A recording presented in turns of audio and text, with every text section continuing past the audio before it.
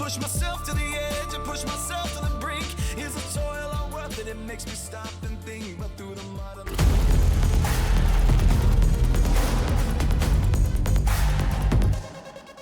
Oh, they're on!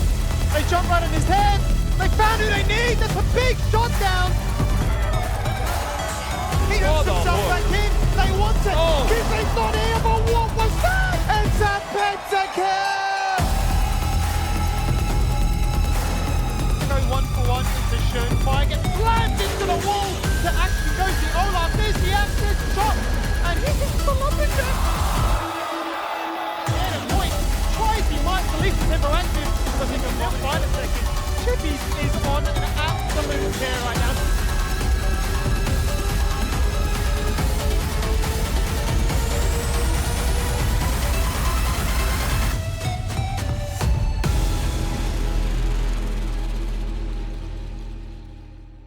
Good evening and welcome to LCO Split 2. I'm going to be your host, Nat T, and if that video didn't hype you guys up for this split, then I know the amazing talent beside me will. We got Tally, we got Scammy, and Rusty all the way at the end. Hey.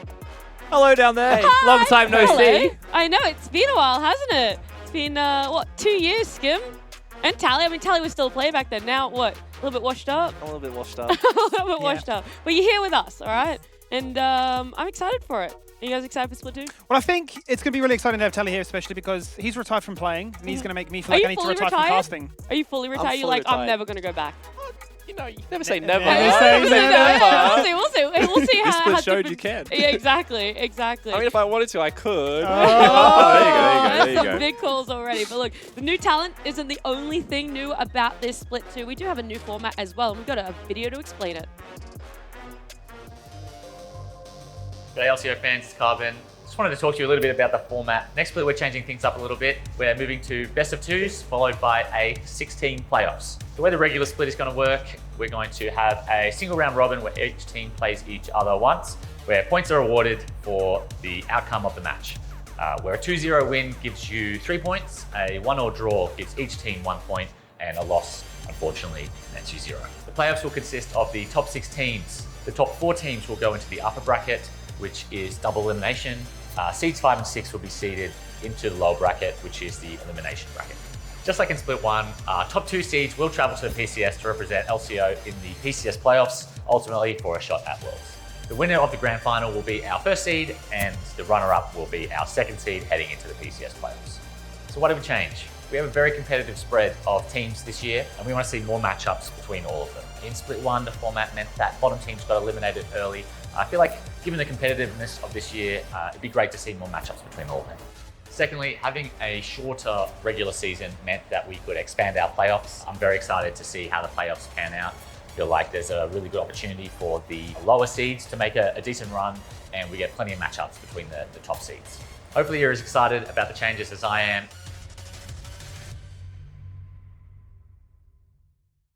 Oh, yes, sir, Carbon. I'm excited for the changes. I mean, more playoffs, more league, and more teams. I mean, well, more teams going to playoffs, I should say. Only 2 teams are not going to be making it.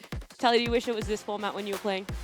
I think it was something really similar. I do remember running the gauntlet from 6th place a few times. Yes, you did. Yes, so, you did. I mean, it's good to see more teams back in the playoffs.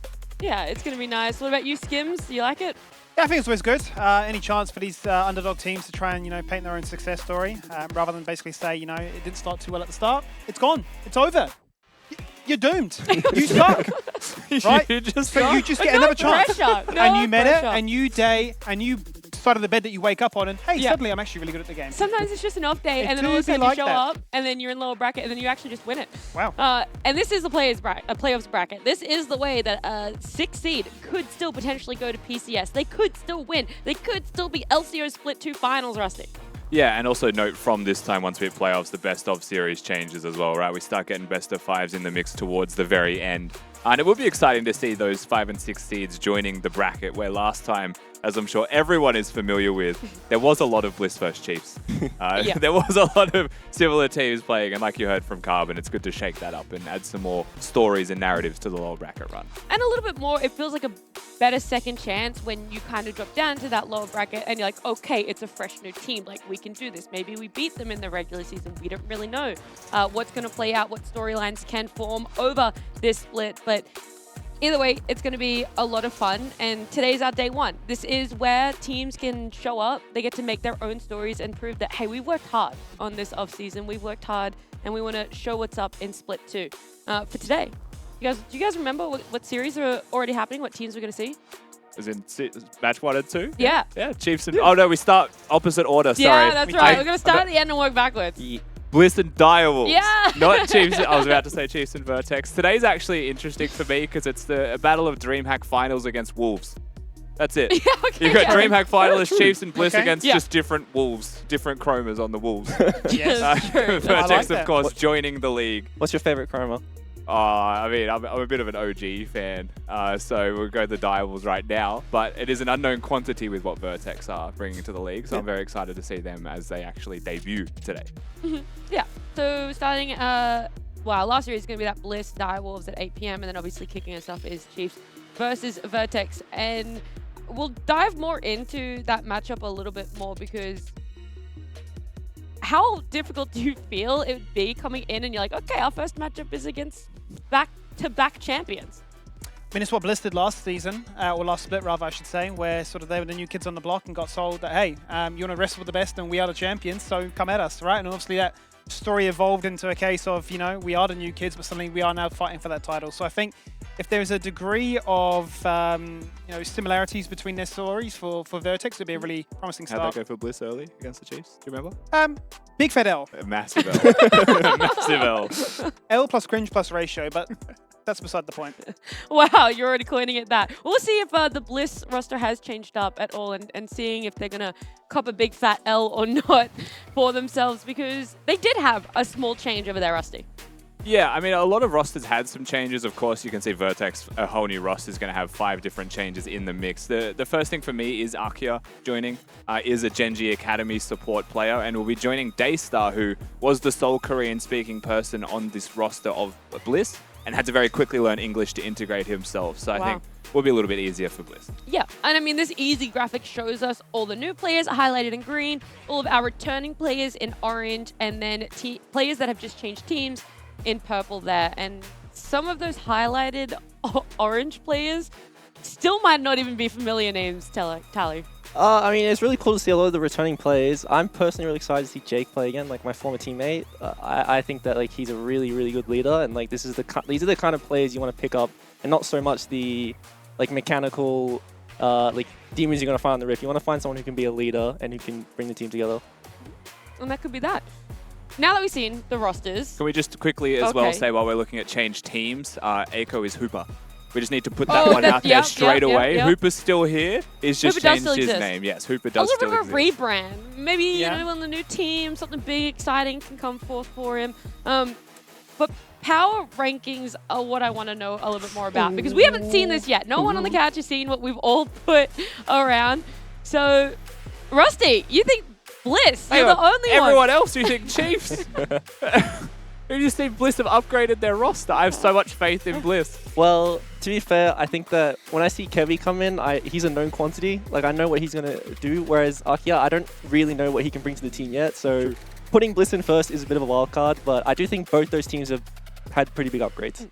Doing the power rankings blind is pretty difficult, but Skimmy, you put Mammoth all the way up in 4. You got big faith in their new roster. So first was clear for me. I think from outside of that, Not for me. the top 6 for me is when it got a little bit, really, how do you feel? Who do you know? What do you think is going to be that much of a shake-up? I felt like, the likes of Bliss and PGG should still be in your top 3. I originally actually had Mammoth in 5th, but, I just thought, what? Some returning players, some really, really strong players. Why not just give them the benefit of the doubt? Mammoth have actually fielded together a really good roster. Let's have a crack, put them in 4th.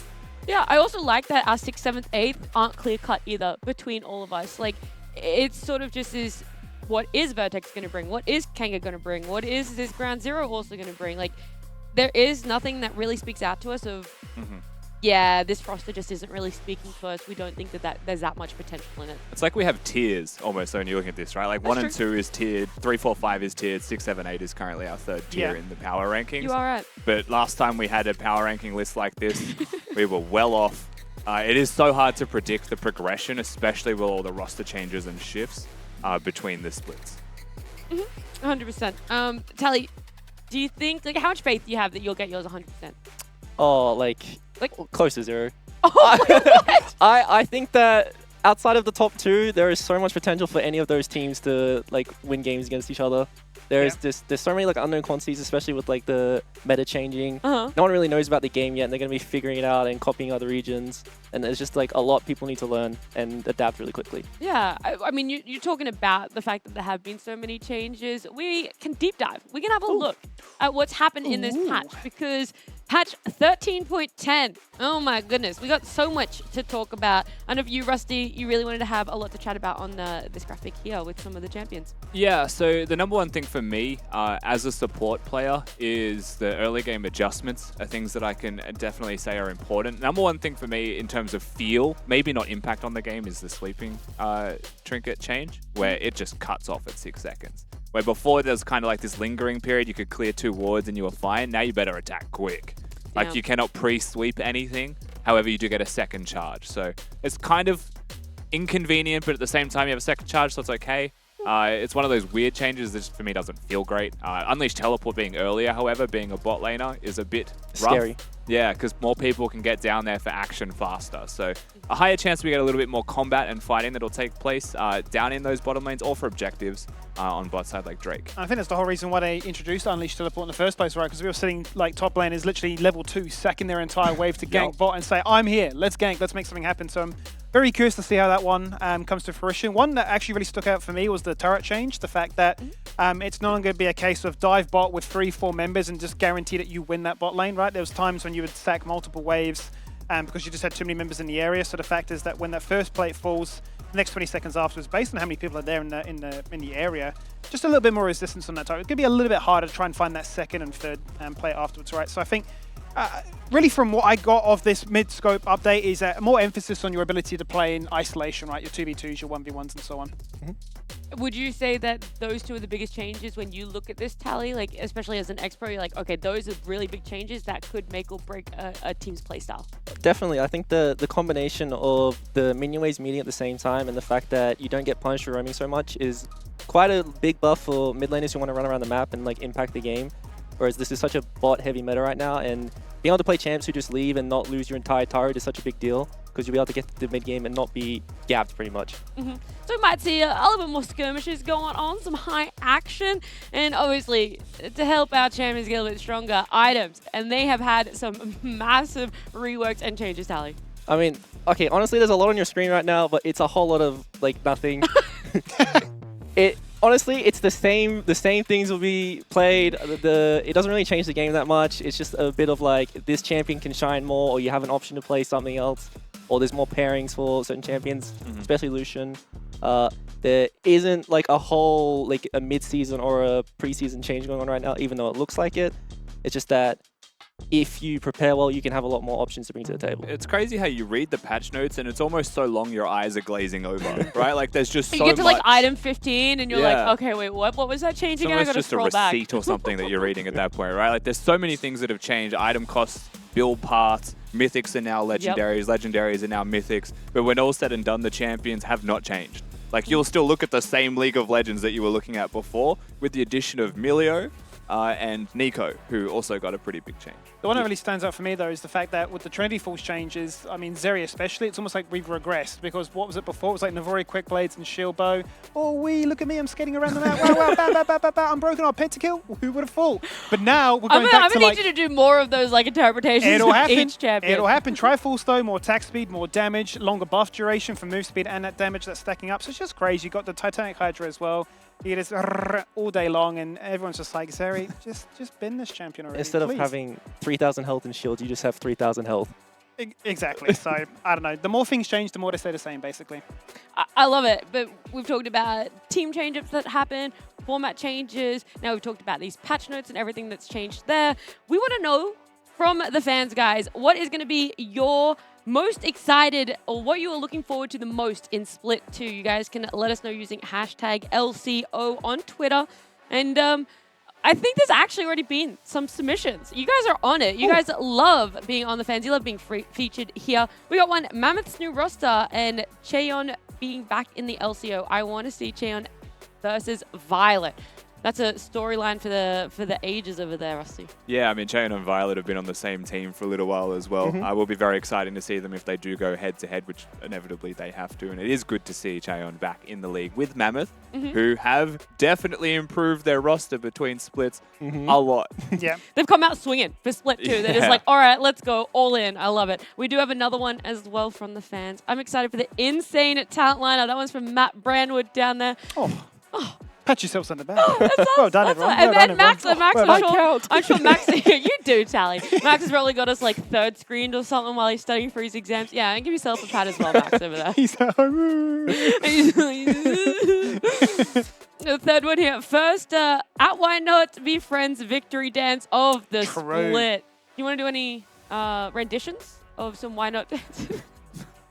I'm curious, like when's he gonna run out? Like, surely he doesn't have that much content. You know how like we all prep for broadcast days? We're like writing our notes, we're reading patch notes. Why Not is just like Googling dances. I reckon they have a scrim block and a dance block. He's actually just between splits at dance class the whole time. 100%, Yeah, 3 sessions a 100%. week. It's like 10 hours at boot camp, and then he's going to do 2 hours of dancing afterwards. Yes, Sleep, yes. repeat, and that's just it. Absolutely. Guys, I can't make review. I've got to go practice my dance. Yeah, you guys do the VOD review. Just We're give going me to a win. TLDR. I know the camera will be on me. We'll win. Yeah, we'll win. I've got the victory all prepped out. Let's jump into our first matchup, Chiefs versus Vertex. And let's have a look at this lineup that we see on our screen. Big one standing out. Kevy's back. Yeah, definitely the #1 place to look at first, right? The rest of the Chiefs are entirely unchanged. Babip is still there. So if anyone's looked at this roster of the Chiefs and said, where's Babip? He's currently listed as a coach, but coaches can play, as you will learn in this first week of the LCO, with Vertex, who are going to be their opponents. But I'm very excited for the Chiefs. I'm very excited to see Kevy return. The Kevlin, right? Kevy's factor when he was here in Oceania has always been quite significant and was a large part of Order's success when they were finding those wins as well. So joining the Chiefs roster who have former Order members should just be like right back at home for Kevy. Exactly, and that's the big thing for me, right? Because 2022, especially Split 1, was really dominated by those two teams, both Chiefs as well as Order. So the fact that it's a culmination of a lot of that into one team, it's almost like a sign to say, you know, yeah, we are back-to-back champions. We want to make it the three-peat now. You know, we're not backing down anytime soon. What do you think was one of the key strengths Kevy is going to bring to Chiefs? Like, what is going to be really different about his playstyle for the Chiefs lineup that could secure them that first place? I'd say Kevy was a really good carry player when he was in Oceania before he went to NA. He always found an angle to be able to be fed on carries in jungle, which is extremely rare. So we need to find out if when he went overseas and he came back, he's going to be able to step away from that like one-dimensional playstyle he had. Because he was really good at one thing, and we want to see if he can be really good at the other thing as well. Yeah, a little bit of personal growth, hopefully, a bit of professional development. Vertex, their opponents, like we said, this is their debut. They have those returning players that we talked about, though, Rusty. Rosie, coming back, what was it, 5 years? I've stopped counting. I've stopped counting. But I played with Rosie. Like he's been playing League of Legends. And you're ancient. I'm prehistoric. I'm almost just dust and bones. But Rosie's back. It is very Risen exciting. from the dead? Yes, risen from the dead. And Oh, look at the game! This is a couple of It's familiar so faces. different. Who just killed Raider? That's Tally in his first ever tournament. When Rosie was 3 years deep into playing competitive. How old were you? I think I was 16 You were or 16, 17. I think, yeah. Oh my gosh. I don't want to count. This makes me Yeah. feel I really remember old. this was like PAX 2014. It was, yeah. I remember Oh my we met you for the God. first time. You joined Legacy for the first time at that tournament. So it was a very long time ago. This is aging all of us, but particularly aging Rosie, who is now back for redemption, back in since his, what was it, like Bombers or something in Yeah, 2019? 2018 Yeah, Bombers. Yeah. A long time. It's a throwback. Yeah, that is a really long time. Sorry, I'm still trying to wrap my head around just like the drive to come back. I'm really curious as to this decision, but also just the state that it's going to be in for him, like how his scrim's been going, all that sort of stuff. There's so many questions, this big like enigma around it of, okay, what is Vertex really going to bring? Where has all this prep and how did this roster really form? Well, from what I know, and I'm sure you know a lot more than me in sort of this discussion, is that they have a massive focus on amateur. I know that Rosie's been really integrated into that style also.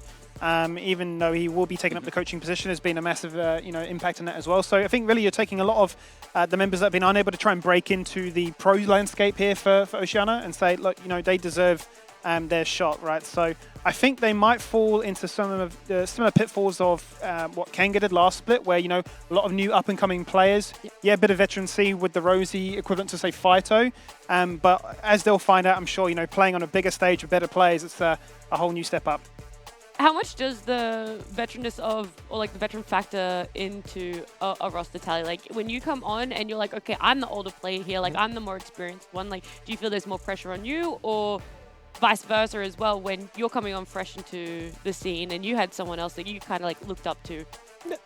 Well, I've been in both positions. Like, I've been the one who's mentored, and, like, I've been, I guess, like, mentored by Carvin, so I've experienced both sides of the coin, and I wouldn't say it's really like a pressure. It's more like it's just a responsibility that you have to be able to like help these like fresh new faces to the scene, like integrate well into like practice and being comfortable on stage and stuff.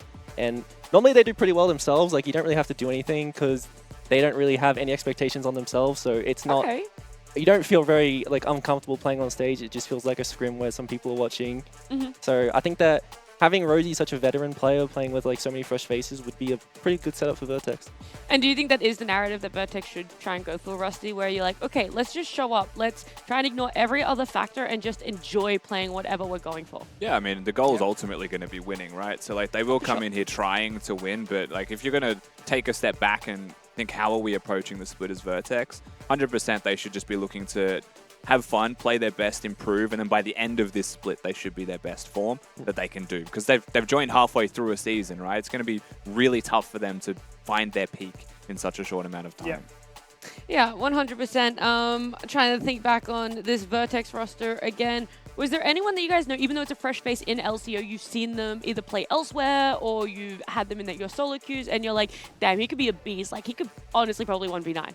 I've versed like a couple of these guys in solo queue, and I think they're all like individually pretty talented. Like, I think it's very important to be like a strong player to be able to hold your own individually. Normally, you see like new teams come in and they kind of lose in the early game. So it'd be really cool if we can see Vertex come in and survive in the lane against Chiefs. I think that's really important. And if they show like they can bring that strength, then everything else they can learn out of the game, and they'll be a really good team. Chirp's my player to watch. Just to throw a name out there, I've worked with, I would say loosely worked with Chirp in the past. I've been there while they were in tournaments and scrims in amateur scenes. He's played with university teams and stuff as well. So Chirp is one of those players who maybe he is coming in as like a rookie or an amateur, but he's played League of Legends in like a semi-competitive level for a long enough time. He's always been a high-level, challenger player. I do think that mechanically can keep up with some of the best in our league. So I'm excited to see how he integrates, because I think he has the makings from what I've seen of becoming a great player. Okay, and then it's just about that team environment now and how quickly they're all going to be able to bond together. But outside of individual players, I want to have a bit more of a broader discussion about champions. I know that we touched on it just based on like that patch change and stuff, but we've seen China region has been playing a little bit. So where do you expect our meta to be? In line with what's happening overseas, or is it going to be the classic LCO? We're going to make up our own meta, and we might see champions that are being picked in other places.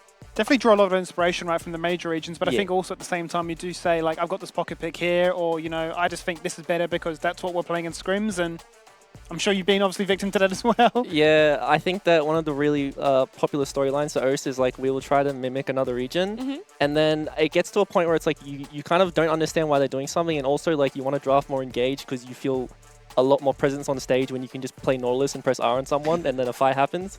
So I would like to see people mimicking the Melio and the Yuumi and like the Enchanter play style, but I think we will be seeing a lot of Nautilus and Leona and these engaged supports. All right. Well, we've discussed a lot about the two teams, this matchup, but we get to have our little pre-game interview. We got Rays from Chiefs. Rays, hello. How are you feeling? How excited are you for Split 2? I'm excited. I'm ready to play. I'm glad it's best of two games tonight. It's great. Yeah. How was your off season? What did you guys get up to? Have you been boot camping? Like, give me the rundown of the past, let's say 3-4 weeks for you. It was pretty short off season since the finals was like a month after our Taiwan trip. So everyone's just been chilling, doing their own thing. Have you guys been scrimming much, or that was just, hey, we're going to take 2 weeks off and maybe we'll come back and let's do it a week out from when LCO starts? Yeah, we started scrims a couple weeks ago, just getting back into it. Hey Quinn, fancy seeing you here. Hey James, how's it going, bro? Okay, well I have an interesting question for you. So, what do you think you do as a pro player to like stay in your best form all the time? Like, what kind of practice do you do that you would differentiate yourself from other players? I don't know. I think I'm different to other players where I don't generally need to play solo queue to like keep myself just well ready to play the game. Like honestly, I think the most important thing for me is just to be like have a good mental. As long as I'm happy with my life, I think I can perform well and just be confident in my ability. Yeah, I was a big proponent for this. I think that like the feel good mentality is actually unironically something that will make you play better. So I do agree. And I mean like I've been watching your guys' scrims actually, and how have you guys been like dealing with having so many people who like have a voice on the team, and like how do you guys find ways to work together well? It's definitely like very hard, especially for like I would say for the coaches to like come into a team where you have 5 like veteran players who have massive egos, and honestly it's very competitive within the team. So yeah, I try to like have a quieter voice sometimes, but just making sure like everyone's calm and things don't get too heated, you know? Like everyone wants to win and go to Taiwan and go to Worlds, so that's like our end goal. Yeah. Who is the most vocal? You can call them out. We won't mind. Like it's like everyone, honestly. Everyone has really strong opinions, like me and Eldoric especially have strong opinions. Bio, no one's afraid to back down. Like if they think they're right, there's going to be a lot of talking, so yeah, very long discussions ahead. All right, we'll let you have your pre-game chit-chat with your team. Thank you so much for joining us, Rays. I appreciate it. Thank you. See ya. Well, there you go, everyone. I mean, I didn't know that one, but apparently all 5 of them, and then plus their 2 coaches just love to be throwing out ideas. Yeah, they're all really smart players, so they all like want to voice their opinions. And it's not really a roster that you have to coach. It's more so the one you have to mediate for and make discussion and scrims like productive. And it's just I don't know. There's so many veterans on that team that like it's very hard to. They're like, no, I'm right. This is it. This is yeah. the way we should do it. Yeah, like we had that same thing last year, but we found a system that worked after a while. So hopefully, like they can find the way to like have a productive practice and then become the best team they can. Yeah. Do you feel like it is really reliant, Rusty, on coach to just step in and be like, okay? Sorry. Coach, yes, but like ultimately it's about like a system that's in place, right? Like so maybe the coach builds a system that allows people to talk, like you're alluding to before as well, right? So it's more about how the discussion is mediated without getting heated, like you heard from Rays, because nothing works if everyone's upset. Too many cooks in the kitchen. Exactly. That's the same. Exactly. So you can't let everyone cook at the same time. You also have to listen sometimes and say, yes, chef, sometimes. I'm an idiot chef. sandwich chef sometimes. You know, like... It do be like that. Yeah, it really does. I don't really have like too many more follow-up questions. Like, does it worry you guys that they've only been scrimming for a couple of weeks? You're like, no, this is good. Like, you need to manage to make sure there's no burnout. I think it's one of the I suppose caveats, right? If you are one of those top teams, that the turnaround between split 1 and 2 can be a lot quicker. Especially like teams, say for example, like LPL, if they go all the way over to like MSI, you know, it's just one thing to another to another to another. 2 weeks ago or whatever? Right. So like a brand new patch happens, you haven't had a chance to relax, maybe hang out with family. Maybe you need that time, right, just to kind of switch off. So I think for them it'd be a case of, you know, obviously we want to hold ourselves to a certain standard, but I think the big thing that stood out for me is there's a certain caliber of player, and I think Rays obviously falls into it, where they say we don't need solo queue. I think a lot of people need it to stay, you know, mechanically on the pulse, but you know, if you've played this game long enough, you've got enough titles behind you to say, I deserve to be in this position. Repetitions. Just riding a bike. Right, I'm just playing like the game. If I'm happy, we're winning. All right, we've talked to our Chiefs. We've done our pre-game interview over there. So let's chat to Rosie from Vertex and have a bit of a chat. Rosie, hello. A long time no speak. Hello.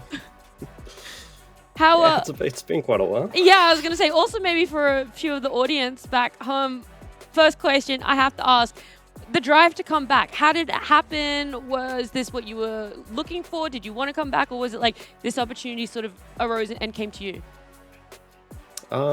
It's kind of arose and come to me, but I guess I can put part of the blame onto Rusty. I kind You're of took a welcome. break away from the game for a few years, and then he kind of dragged me into the amateur scene last year. And so I kind of went through that through the whole of like last year and the rest of this year, and now I kind of find myself on a team with a bunch of amateur players that I've basically been playing with. And how has that been going? Do you see yourself in that role model sort of title, or are you just very much they have theirs, is very mutually respected, and it's still on a very even playing field? I think it's a bit of like the role model thing for me. I think in game it's a little less so, and it's more of just I guess my voice coming to like in the macro game. I think all the players individually are really good and honestly really smart. So I think it's just me using my voice and making decisions come like mid to late game. And how does League feel? Because you said yourself that you took a couple of years off, and I know that we used to play back in the day a very long time ago. So coming back to the game, which probably feels extremely different now, like how does it feel to play?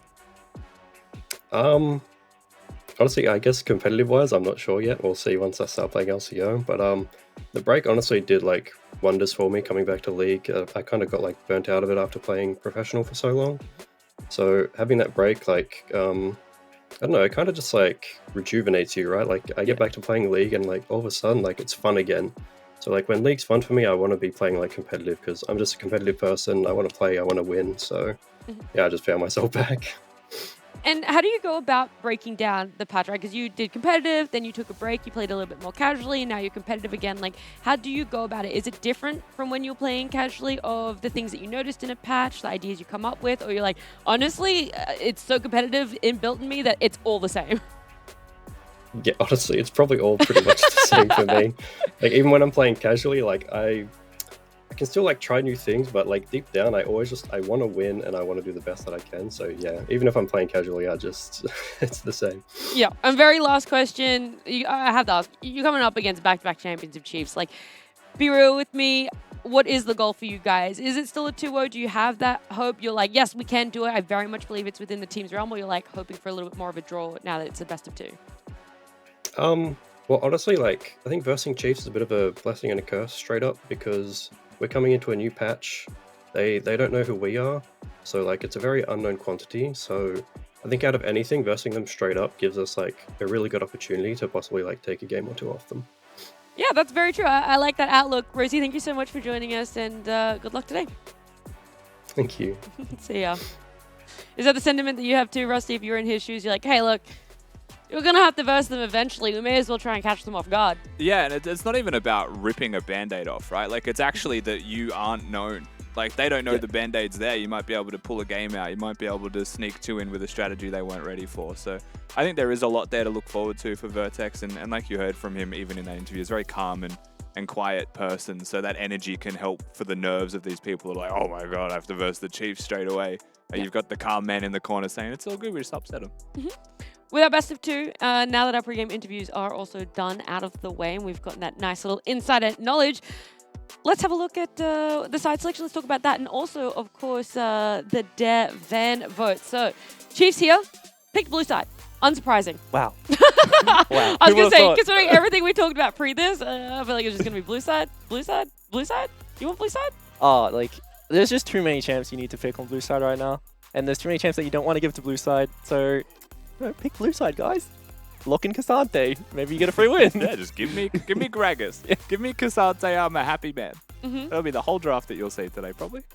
Just those 2 over and over again? Without a doubt. That and like Milio will be chucked into the list as well. Probably banned though. Yeah. And then like as you go down the list of bans, it's just going to be Gragas, Cassante picked every time. Yep. You guys are giving me insider knowledge that last split, Twitch apparently did better on you guys with predictions. Yeah, but Twitch is cheating. No, Yeah, Because they just go, oh, who's the favorite? Click. Well, you get to do that now. You get to They go up that there. way. That's right. The Deaf Fan vote. Who will win? You can, as Kimmy says, cheat it and just pick the favorite. That's true. Who did you pick? The favorite. So I'm fake. I've exposed myself. He's a Twitch chatter. Get him. We're all Twitch chatters today, I think. Just quiet. Oh, you look a bit different, Maxima. No, I'm joking. Yeah, look, I think we're all 2-0 Chiefs, right? Yeah. I think it's hard to go past this, right? I mean, like, maybe one of you I wants to want go a like 1-1. 1-1 I or want to like be wrong. 2-0. But I think you have to put it into consideration that it's a brand new team, amateur upcomers up against the back-to-back champions. Anything other than a 2-0 would be very shocking. Really? Would be. You want to double down on that one? Incredibly. Incredibly shocking. Definitely. Doubly doobly. I was seeing where else this please is going to keep go. going. Keep What's going. next? One more. Ran out of vocab. I don't think I've ever seen I'm Skimmy joking. speechless. I'm joking. Uh-oh. In the 3 years I've known you, Skim, that's the first time I've ever seen you Ah, speechless. you've beaten me finally. I'm just going to shut up now. That's perfectly. That's what we need for a play-by-play. from now Depressed on. in the Thanks, corner. Thanks. We've lost him. I don't want you to be too quiet. New host and she's already beaten me far out. I lose. Day one, all right. Anyway, you won't see me anymore. Thank you guys so much. It's been a fun time hosting the LCO over here. Okay, well, if you're so 100% sure about the champions and blue side, what can you pick on red side that gives blue side a bit of a run for money? Okay, we don't want to be like, hey, look, you picked blue side, it's done and dusted. Whatever blue side didn't pick, you picked. yeah, you just That's get pretty the- much it. Well, okay, your best, like in all seriousness, your best case bet is you want to leave up as many OPs as possible on red side so you can trade 2-for-1. And blue side wants to deny the 2-for-1 trade. So, like taking Cassante and then giving them Zeri Yumi, for example, would be a favorable trade for red side because they've got 2 OPs. And these are the kind of trades you want to avoid as blue side because most of the time you're getting countered, you're losing power in lanes. So you want to have a comp that can be safe and scale into the mid game. Most likely, blue side ends up being a better team fighting comp, and red side would have better lane pressure plus scaling. Yeah, which ultimately puts more pressure on you to be the better team early, which is hard to do if they've got a good early pick, right? Which is the strength of that blue side. So, and especially if it's Vertex on red side first game and they're time pressured, that's pretty tough to do against a team like the Chiefs. There's a little bit of a delay with game start, so instead of us trying to keep talking about what might happen, let's just have a look at some from the fans. Let's see what else everyone else is excited for in Split 2. We got Mr. Unlucky OCE, the return of the only international MVP, Rosie, and Young Jake. Young Jake. Young Jake. Thoughts? Young Jake? He's an old man now. Might need a different adjective over there. Why does it be sounding like a rapper name over here? Young Jake. Young Rosie, Jake on the Rosie, scene. Rosie featuring Young Jake. It's a new international MVP diss Exactly. track that's going to drop. I will say, for this, I'm excited for the return of these players simply because the average age in our league has gone way up. Like, Yeah, it's gone from like 20 to what, like 26 now? No.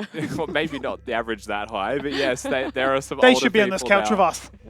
Whoa, that's a bit rough. Hopefully we have another from Is the 26 fans. up is on the couch? Yeah. Is it? Yep. Damn. Are you trying to out everyone's ages? They know our I'm ages. 21. Yeah, you don't look a day over 21, Rusty. 21. Carbon said Tally. That's what he's looking forward to in Split 2. And Thanks. he's got it on day 1. Thanks, Tim. Thanks, Tim. Oh, the carbon thumb. Thanks, Tim. Make sure you say thanks, Tim, on the video, please. You that must released. say it. Legally obligated. Yeah, everyone now has to spam thanks Tim in Twitch chat, and then you all have to go over to LCO Twitter and find the Carbon video explaining the format and type thanks Tim. It's just a polite thing to do. Yeah. You'll you find can it. even It's just throw etiquette. in a You just need to be thumbs up raised right. emoji. You need to have the thumbs up. Yeah. It's Yeah. in every I mean, game's he's team. putting in so much effort. Do we have another from the fans? Look, I'm not even going to try and do that True. username, but Get a can't better wait name-o. for the Emilio Lucian combo to be played every game. No. I think this is like I might get the... banned out. I don't know if it's like the upgraded version of Lucianami, but it definitely feels really good. I think maybe it scales better because it has an extra bit of range in like the mid-late game, but I still think Lucianami is like your go-to. Yeah. Like that lane pressure and that insta-kill like combo that you have, I think that will still be the go-to combo. Sure. Why does it offer more lane pressure? Well, Nami just has more base damage. Like, she's going to kill you if you mess up. But, like, Melio is a much more safer scaling champion. And, like, the abilities that he offers is, like, the range, the healing, the move speed, which is much more, like, team fight oriented. Whereas Nami will just, you know... So this is going to be the budget version. This is if Nami gets banned out, then we might be seeing It's this more combo. like, I guess, like, Milio is very good at going backwards because she's very good at denying, like, the people that just have to pick Nautilus Leona, right? Like, Milio just presses Q, pushes them back, and, like, Mischief It Manage has the feels cleanse. to me like it's Yeah. apples and oranges. They're both fruits. They're both part of your 5 a day. Which can't really They're compare. both good for you. Why Yeah. can't you compare apples and oranges? That is true. You literally just gave us all the reasons why we could compare it. Both fruits. Just compared them. What was the other thing you said? Yeah. Look, don't worry about that. That was Whoa, my whoa, little my little fortune cookie 5 a day bit of info dropped on you because I got brains. Yeah, I don't remember asking. But I did ask for another from When? the fans. Who? Who? Who? Who? I'm excited to see how all the teams perform this split. We've had a bunch of big changes in both the game itself and the team rosters, and we've had an entirely new team join. Looking forward to see if we can shake up the results from Split 1. I think everyone can subscribe to this 100%. No one likes to see the same storyline over and over and over again, but now with new players, a whole new team, yeah, that, you know what? I want to change my power rankings. I want Chiefs out of there. I want Chiefs in the bottom 6. Ooh. No, just The bottom 6? Don't come for me, Chiefs. Don't come for me, Chiefs. Don't come to me. Laura will do that. Our producer will get that No, done. On I the was double. joking, Laura. Please don't do that. It's happening. You're Please done. don't. I'm done for. And Bliss also set a standard pretty early, right, for being able to come in as a new organization and Debutantes. perform. Yeah, Yep. they did You very get well. second. They got second. Vertex can do it. Vertex, Right. here you go. Here's your crown second, just for coming in brand new. Stage is set. Bliss first, Vertex second. Who knows? And with all the changes in the game itself, Nat, I will also say there's a lot of things that we haven't mentioned on air that we have spoken about behind the scenes. Just little ideas that can be floated that either we're waiting for Korea to play it, Yeah. and then for O's to be like, checks out. It's Okay, you all actually- have to say one of them each. I mean, you can just say the one that you posted if you want. Oh, I mean, I think Echoes of Helia Ash Yeah. could be a thing, like, because you can proc it a Font of Life, and like you're stacking the Imperial Mandate as well, so you have an insane amount of CDR. It's probably just gonna be like that annoying like Ash is ulting your mid laner again kind of thing. Yep. I feel like there's like a lot of like things that O's won't really test out, but when they see someone else do it, like Like, Carrier will it's probably just pull it viable. out and be like, all right, I have permission to play it now. Exactly, yeah. Do you wish our region was a little bit more experimental in that, or do you understand that, you know, competition is actually quite tight, like there isn't that much margin for error? Well, in personal experience, it's a mix of like you're not good enough at what you're currently playing to now play new things. So you don't really want to just like jump ship and go to a completely new thing. Yeah, well, look, we could see some new things. We might just see what's tried, true, tested on this patch 13.10 because Champ Select, it's ready. Let's get into it. Game 1. Beautiful. Let's do it. Chiefs on the left-hand side up against Vertex, the debutants, as you already God mentioned. Damn, that's a bright keyboard. Let us see the RGB in full HD. RGB in caps.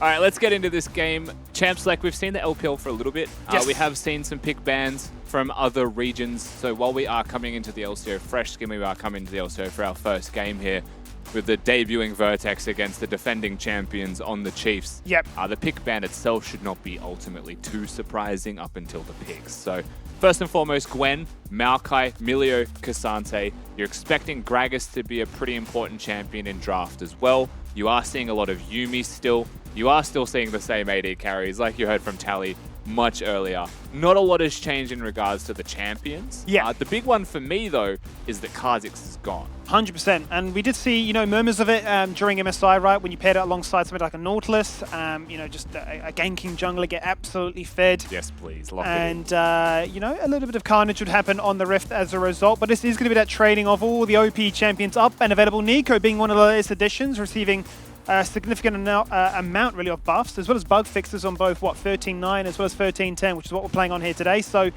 it's risen up the ranks so far that it's a first pick pro. And Nico's been fantastic to watch. Like I've had a renewed vigor for watching competitive league again, watching Nico in the LPL. It's just been so fun. It's so good to watch. Immediately, of course, the Syndra will be picked up here as a response. Chirp does have a pretty deep champion pool in terms of things that he can play. He also does have a lot of pocket picks, so Sure. we're not going to see them right now, but he is one of the few Swain players that I know. In the same way that when you think of Fido, you think of champions. Yeah. I have a very similar frame of mind with Chirp, but he's against the Nico.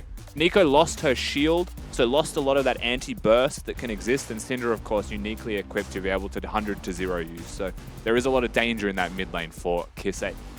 That certainly is. So the Syndra locked in there with the Philios and with the likes of, you know, the Jinx, the Zyre and so on still up and available. Do you ever feel pressure to lock that one in this early on? Kevlin. Wouldn't be expected to, but if it is to be a Kevy return, it could have been a Kevlin or it could be a Viego. Also, really returning to the roots of I play an Ose, I play a carry, we just win. Yeah, I mean, the Viego makes a lot of sense. We are still seeing a fair chunk of Viego everywhere. Can even build the Trinity Force now, right? If we True. want to go down that pathway. Goodbye, I'm not Divine sure. Thunderer. with the item changes to Viego, I have not looked at or done the math on what's best for him right now. Sure. But it used to be Kraken, which was a mythic and is a legendary. Oh, that was a long time ago, yeah. Things have changed a little bit, and I do look forward to seeing where KV chooses to go. I wouldn't be surprised if it's Trinity Force.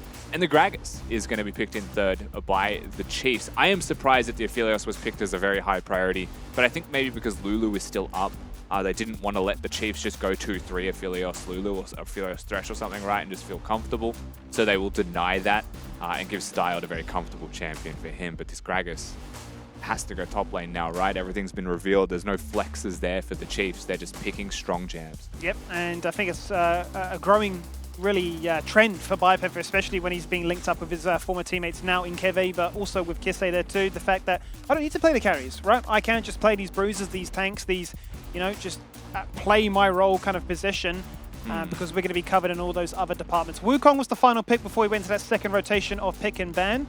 And Vertex are going to say, well, let's remove another AD carry by denying Lucian. And I'm wondering if right now they're going to ban Lucian and look towards a Lulu pick for themselves, because Jinx with an Enchanter is one of the last remaining things. If you, depending on where the Chiefs go with this ban, you could look at like Yuumi ban, Lulu pick, and then really limit the options for the Chiefs bot side and try and see if Aladoric wants to be, you know, that engaged support player that he knows and loves playing. Haha, look at that though. They're definitely double downing on removing everything they certainly can. Still, Xayah is a champion that Rays played a fair bit, especially when these champions were being denied. Certainly was a big portion of bans being targeted really towards him. So I am quite aligned with you in thinking that something like a Xayah, even a Nautilus, I think at one stage, even if it was the main Enchanter meta, it was just Aladoric saying, I'll slam that Nautilus. Yeah, it always has been, but right now it is an Enchanter meta, and we have seen him play things like the Yuumi, right? So just keep that in mind. Chiefs, they do just simply miss their ban for what it's worth. It's just gone. And Braum also is a champion that we've been seeing a lot of. If you've watched any MSI, you've now seen that Braum starting to be an Emax, just absolute goblin to deal with. The damage reduction is so high, and it does so much work for skirmishes and team fights, and works well with auto attackers. So that one is going to be removed. Bot lane pool is the place where the most change has been seen between splits, and is a place where we may see something different again. AD's been pinched enough that it's worth considering, but there's still Xayah Ricard. And it felt so risky to lock in a Cogmore there, especially when you know that Vertex comp is literally a one-shot, wombo combo teamfight-esque to your absolute hearts out. He says, maybe I could have gone to Xayah and played it safe, but no, I want to be aggressive. Aladoric wants that covered in Nautilus. We're going to play aggressive. We're going to show you case why we are that all-pro team, that all-pro bot lane for last split. Certainly have gone for the kill lane. I mean, it does leave open the expected answers here from Vertex, right? The Enchanters in support to go with the Aphelios make the most sense. You can go with Thresh or something if you would like, and have like the Flay interaction into the Nautilus to get through lane phase. It's a similar frame of mind here with the TK if they do slam this one, and they will. So a bit of lane pressure, strong in the 1v1 when champions face each other, but still the volatility of the Draven will exist. Nice, however, into, you know, Viego single target, Draven single target, and stopping a Nautilus ultimate from hitting the carry and locking them down. I do quite like Vertex's choice with their last pick, and also saving that for support. You know, I think is something that's quite important to me in a lot of red side compositions at the moment. I'm sure Rosie been saying, look, I think this goes in Age Pro, so I'll get that counter pick here in this case, as I'll be looking to try and call all the shots here and be the absolute carry or the savior, really, with those Devours to make sure that people get out of harm's way. And I think really across the board, especially the start of a brand new split, is a lot of comfort champions. Obviously a few new in the mix, especially be it Nico, but overall, do you think either side got a massive advantage to come out into game one? I mean, I think right now, I like the Chiefs comp. I cannot fault what the Chiefs have put together. There is definitely worlds where they could have gone for a different bot lane, but if you think of the Chiefs here in Oceania, this is uniquely them, right? Like, this is the Draven Nautilus, this is their play style. Draven's still very good. Nautilus still always going to be pickable, and Aladoric has shown that he can make that work without fail. Every single time, every single matchup, it doesn't matter. A little bit foggy there at home, but he's in the clouds, mate. He's head in the clouds. I still like the draft from Vertex's side, I will say that. But I'm going to lean towards the Chiefs and what they've put together. I think a lot of potential with the Kennen pick. Sure. Tahm Kench is very good at saving people, and between a Kennen and a Syndra, they have a lot of damage that they can put down in team fights. Absolutely. Get to 3 items, Aphelios can do the same thing, right? So there is a lot there for Vertex when it comes to team fighting. I just think they need to be able to be proactive to get those leads, right? To get those items, to be able to look for those team fights and force them themselves, because their team fight forcing is down to a Wukong finding an angle or a Kennen finding a flank. So a bit harder on the execution front, especially into a Gragas. And that's it, right? I mean, Greg's been around for a hot minute now, so should be well acquainted to what it's really able to provide, be it what build we're going to get. Is it going to be the more AP-oriented one, or just the sort of the grasp and very tanky as a result? That's what you'd kind of imagine to be the case here. I think really, above all else, from a more top-down view, is what kind of brand of League of Legends will we get? Because I think from Chiefs of last split, it was a lot more slow, refined, you know, get a couple of items under our belt before we decide to go for that killer punch and win out the game. Especially when you saw them go toe-to-toe with a team like Bliss, which is all about, you know, winning the first 15 minutes, accrue these massive gold leads. Will that change much, given the changes that we've seen going into 13-10? But then, on top of that, what is the brand that Vertex want to come out with, right? Amateur team, are we saying we need to win in 20 minutes? Or are they going to fall into, I don't want to say it's a pitfall, I feel that's the wrong word to use to describe it, but, you know, let's scale and pray and just hope that a team fight comes our way. I mean, to answer the second part of that, when you're an amateur team, which again, as you heard from them themselves, a lot of amateur players now rising the ranks to join Vertex in the LCO, you have to make a splash early in most games. Yep. You have to accept the reality, as we all know, right? Like you scale this to any region, any teams. You know, T1 against the bottom team in the LCK. If you don't have a lead early, they're probably going to lose, right? Yep. T1 will probably find a way to win. If you don't have a big enough lead, they'll still probably find a way to win, right? So Chiefs right now, in this situation, you would say are a good enough team that if Vertex don't find a lead that they can solidify into something meaningful that could be game-winning, the Chiefs find ways to come back into the game. It's just that simple, right? That's how it's always been when an amateur or new team is taking on the big dogs. So that's going to be pretty important that the brand of League of Legends that Vertex has should be early focused, team fight focused, and then you have scaling options, right? Like you have that follow through. Aphelios is a great scaling option. Kennen's a great scaling option when it comes to team fighting as well. They've got really big hallmarks to look forward to in their composition, but they have to get there from strengths. They can't just sit back and scale against a team like the Chiefs. Which is always the big exclamation mark, right, on the presentation, as to just looks so good when you're discussing it as a sort of a draft mock-up going into a scrim set, or in this case, a stage game, but it's about realizing that potential, right? So, obviously a lot of talented individuals, that's why they found themselves in this position here, but to your point once again, right, it's about realizing that, it's about really where does that strength come from and how much can they afford to sacrifice, because if it is to be a case of, you know, a very aggressive bot lane in a Rays, Draven with the Nautilus, we know how strong he's been. He's a bit of an aimbot with those willing axes, to say the least, right? So if that gets ahead early, it can snowball completely out of control. And this whole game of,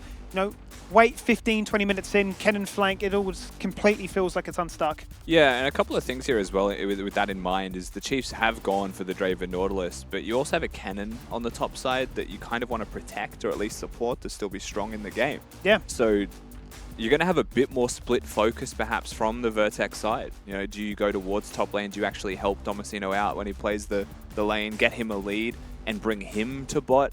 Or do you play against the Draven, stop the Draven from snowballing or winning that 2v2? Is to be seen from them. And that and, you know, waves have changed, minion timings have changed. It's a bit easier to roam as a mid laner now because the waves crash at the same time. But you're going to be roaming to lanes that have also had waves crash at the same time. So is it into the jungle, right? Like these questions to be answered and how do they play is the #1 question that we have as we get into our first game. Well, here we go, Rusty. Here's another quick recap of what those two rosters look like loading into the very first game of a brand new split. It's been a hot minute since we last saw Nico. Nico has never, ever been played in the LCO. Its last game was played at the end of OPL 2020. Can you believe it? And that was played by Lived, who's still around today. Well, let's jump into the festivities and kick it off with the back-to-back champions in the Chiefs up against the newcomers in Vertex. And here's a fun fact for you. On an opening night of League of Legends for the Chiefs, they've only once lost their match, and that was up against Peace. So let's see if Vertex can also add to history in that regard. Well, speaking of, there's first blood. History being made here.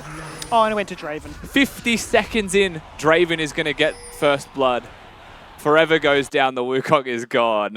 And that is a longsword Draven that can go back to base. And look, because you've done so well, King, you can get a control ward with your extra longsword. Rough start At the end of the day, first blood is just first blood. It's not going to be game skewing, but for a Draven, you love to see it. I'm seeing deja vu. Does this not ring true to when Why Not did the exact same with his game against the Chiefs on Bliss? Didn't he fall victim in the first 10, 20 seconds before the observers could even catch up? I believe absolutely yes. So this basically means that Vertex are the second best team in the league. This confirms them to finish second at the very least. Absolutely. Given that the deja vu is a little bit too strong right now, because they're going to place the ward, they'll see that Vertex is leashing forever on that blue buff. So he's going to be pathing away from bot lane. And the thing with Tahm Kench, very safe laner. Doesn't have the Devour in the way that he used to be able to, right, to stop a Nautilus hook from connecting. But still is such a strong figurehead in the lane that usually between that and the Guardian shouldn't die. But you have to remember, it's going to be a big Draven. I mean, he might not die, but he's definitely going to get battered from that trade, isn't he? He's going to be burning through those potions. There's one already, down to 50% as a result. And full lane control, really stemming from that first blood. Item advantage, first to lane, because you're not having to leash. And this is that major concern that I brought up during that pick ban phase. Well, Biopanther as well, having his way a little bit with Tomasino in that early trade. Gragas going even with a ranged champion in an early trade is definitely a bit rough. But speaking of this Gragas, it is going to be the Comet build. It's going to be the AP focus, at least for now. So we'll be able to go toe-to-toe in poke. Right, you think of Kennen in the same way that you can think of Gnar in mini form, is that they are very killable. They do not have the highest stats. They're long-range poke-based champions that want to kite you. So if you are able to actually apply that damage and lay it on, then you can actually win 1v1. It's about positioning. It's about setup. As the Chiefs were looking to collapse if Forever was at the Raptors. However, now they just drop an Amogus and they'll show him exactly where they are. And they certainly will. Kiss, they had a chance there. A moment to try and strike and assist. In comes Forever. Who goes for the smite fight? Who wins? Well, Forever does pick up the red buff. Is forced to jump across the wall and say, well, thanks for the leash more so than anything. Wasted time there for the new Chiefs starting jungler. Yeah, I mean, really well done from Forever just to get that one and get himself out. You can see in mid lane right now, the priority is with Kisei. Does have first move from top lane if Tomasino were to help. But it does seem like they are focused on each other. So recognizes that he's just got the one-on-one, just got the smite fight, gets in there, snipes it away, and he's out. Nicely done, and it ends up being time wasted from Kevy. That certainly is. Not stressed, not deterred. And this is a very young team by all accounts. The average age being, what, I want to say 19 years old on the side of Vertex. Hold that point for 2 seconds, because Rosie is in a bit of trouble, but is going to be able to dive his way out to safety. Is able to use that Voyage, of course, because Draven had already used the standard side, or the crowd control was placed down by the Nautilus. So found himself a free moment. Will ultimately be a reset if you take stock of bot lane, though still very favorable for the Chiefs, for Rays and Aladoric. As Forever rears his head in top lane and will just be deterred from a ward by Bayer. Yep, one quick body slam says, get out of my lane. Let me just farm this one up for free. And back we go to mid lane. That's going to be the big focus. I think for a lot of people, especially, right, the fact you slammed in this Nico first big instant response was that, well, we want our mid laner because we want to try and hold our picks elsewhere. So Chirp, as you mentioned, has a handful of champions that he's very strong at. I believe that Syndra is right up there as one of his favorites. So comfort maybe mingled in with an idea of what's really strong into this matchup. Yeah, and first and foremost, though, you have to look at the way this mid lane has played out so far. Chirp has teleported. So the fact that Chirp has teleported and Kisei gets to now means that he's coming back to mid lane a lot stronger, right? A lot of mana expended from Chirp just to stay in that. So wants to push this wave out as fast as possible, you would imagine, and then immediately disappear. On a ward down here in bottom lane as well is the side of Vertex, as they may look for this play. They don't know that they've been spotted, and Kevy ready for the counter gank, and they go. In they go. There is the counter gank. Rosie's jumped in. He's committed everything. Exhaust is there. Flash having to be burnt. Shield on his head, but he's gone. Tongue Lash gone. Kevy jumps in, looking for the final strike. It's Grey health, but it's evaporated now. There's a Grey screen. There's the second for the Rays. In they jump, looking for another Forever. Might be dead Forever in a second, but thankfully survives. And boy, oh boy, bot lane is the focus, and we've already got bounties at 5 minutes. Style does play that one pretty well, but ultimately it is the Chiefs who get the jump. They are able to find their opponents, they have the information, and the counter punch just a little bit too strong from them. So they'll get that first blood, they'll get that second blood as well in the first real skirmish that takes place.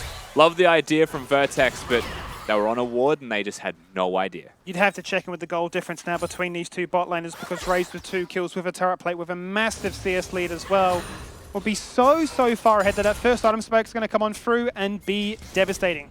And one big thing here as well is the Wukong gets denied by Rays using his standard side. So presses E as the dash comes forwards, just cancels him out. Exhausts come out, but at the end of the day, the fight was started by a Tahm Kench, which means he has no escape tools. And then they get the Viego reset. They're able to just follow through, use the Tahm Kench's abilities against the rest of the team. Summoner spells have to be expended from forever to get himself out alive. Again, cool idea. They just did not know that there was a ward on them before it. So 7 minutes into this one, 2k gold lead here for the Chiefs, who have full control, as it seems, of this bottom half of the map. Let's check in then with that gold lead. And as you can see, it's a sea of blue at the top of the table. A very healthy amount. It's a going tsunami the of way Rays, though, isn't it? It really It's not, he is the sea. Oh, Farah, he's nearly double the gold this early on. It is the risk and the rewards that you do get by playing this champion, and it seems to benefit the rest of the team. This time, Kevin with an invade will benefit and will steal away the blue buff. Yeah, and that to me is the big thing, right? Like, Rays, yes, he's currently 3 Rosies in terms of strength with his gold value, but forever is also third last on that list. And Kevy is able to run away with it. Just a lot of CS difference for sure, and those 2 assists, those 2 kill involvements will be substantial for him.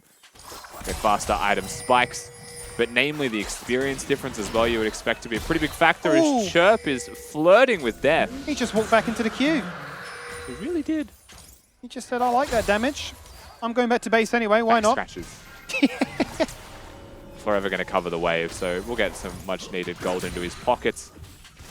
Kisei still haven't seen him get active just yet. Is going to be an issue. Aladoric gets engaged on. Yeah, he certainly is, but I don't think it's going to be much more than just a couple of auto attacks with the white and the green there from Styles Aphelios.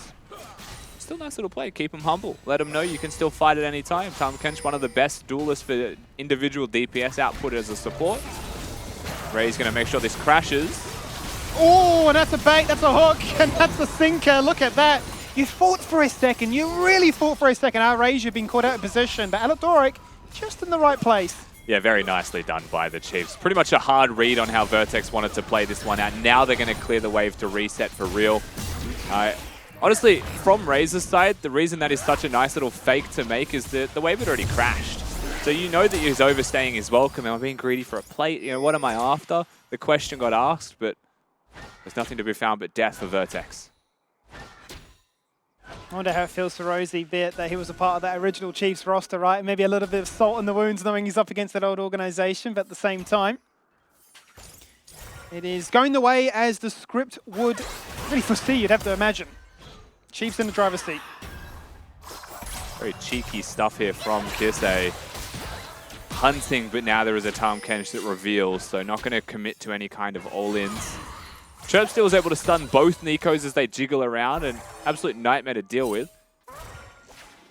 Kisei, we're yet to see do anything too crazy beyond becoming allied champion. So right now threatening as the Viego. No minions yet. Just the rest of his team walking through the rift. This is a realistic one. You never know where Aladoric's going to be.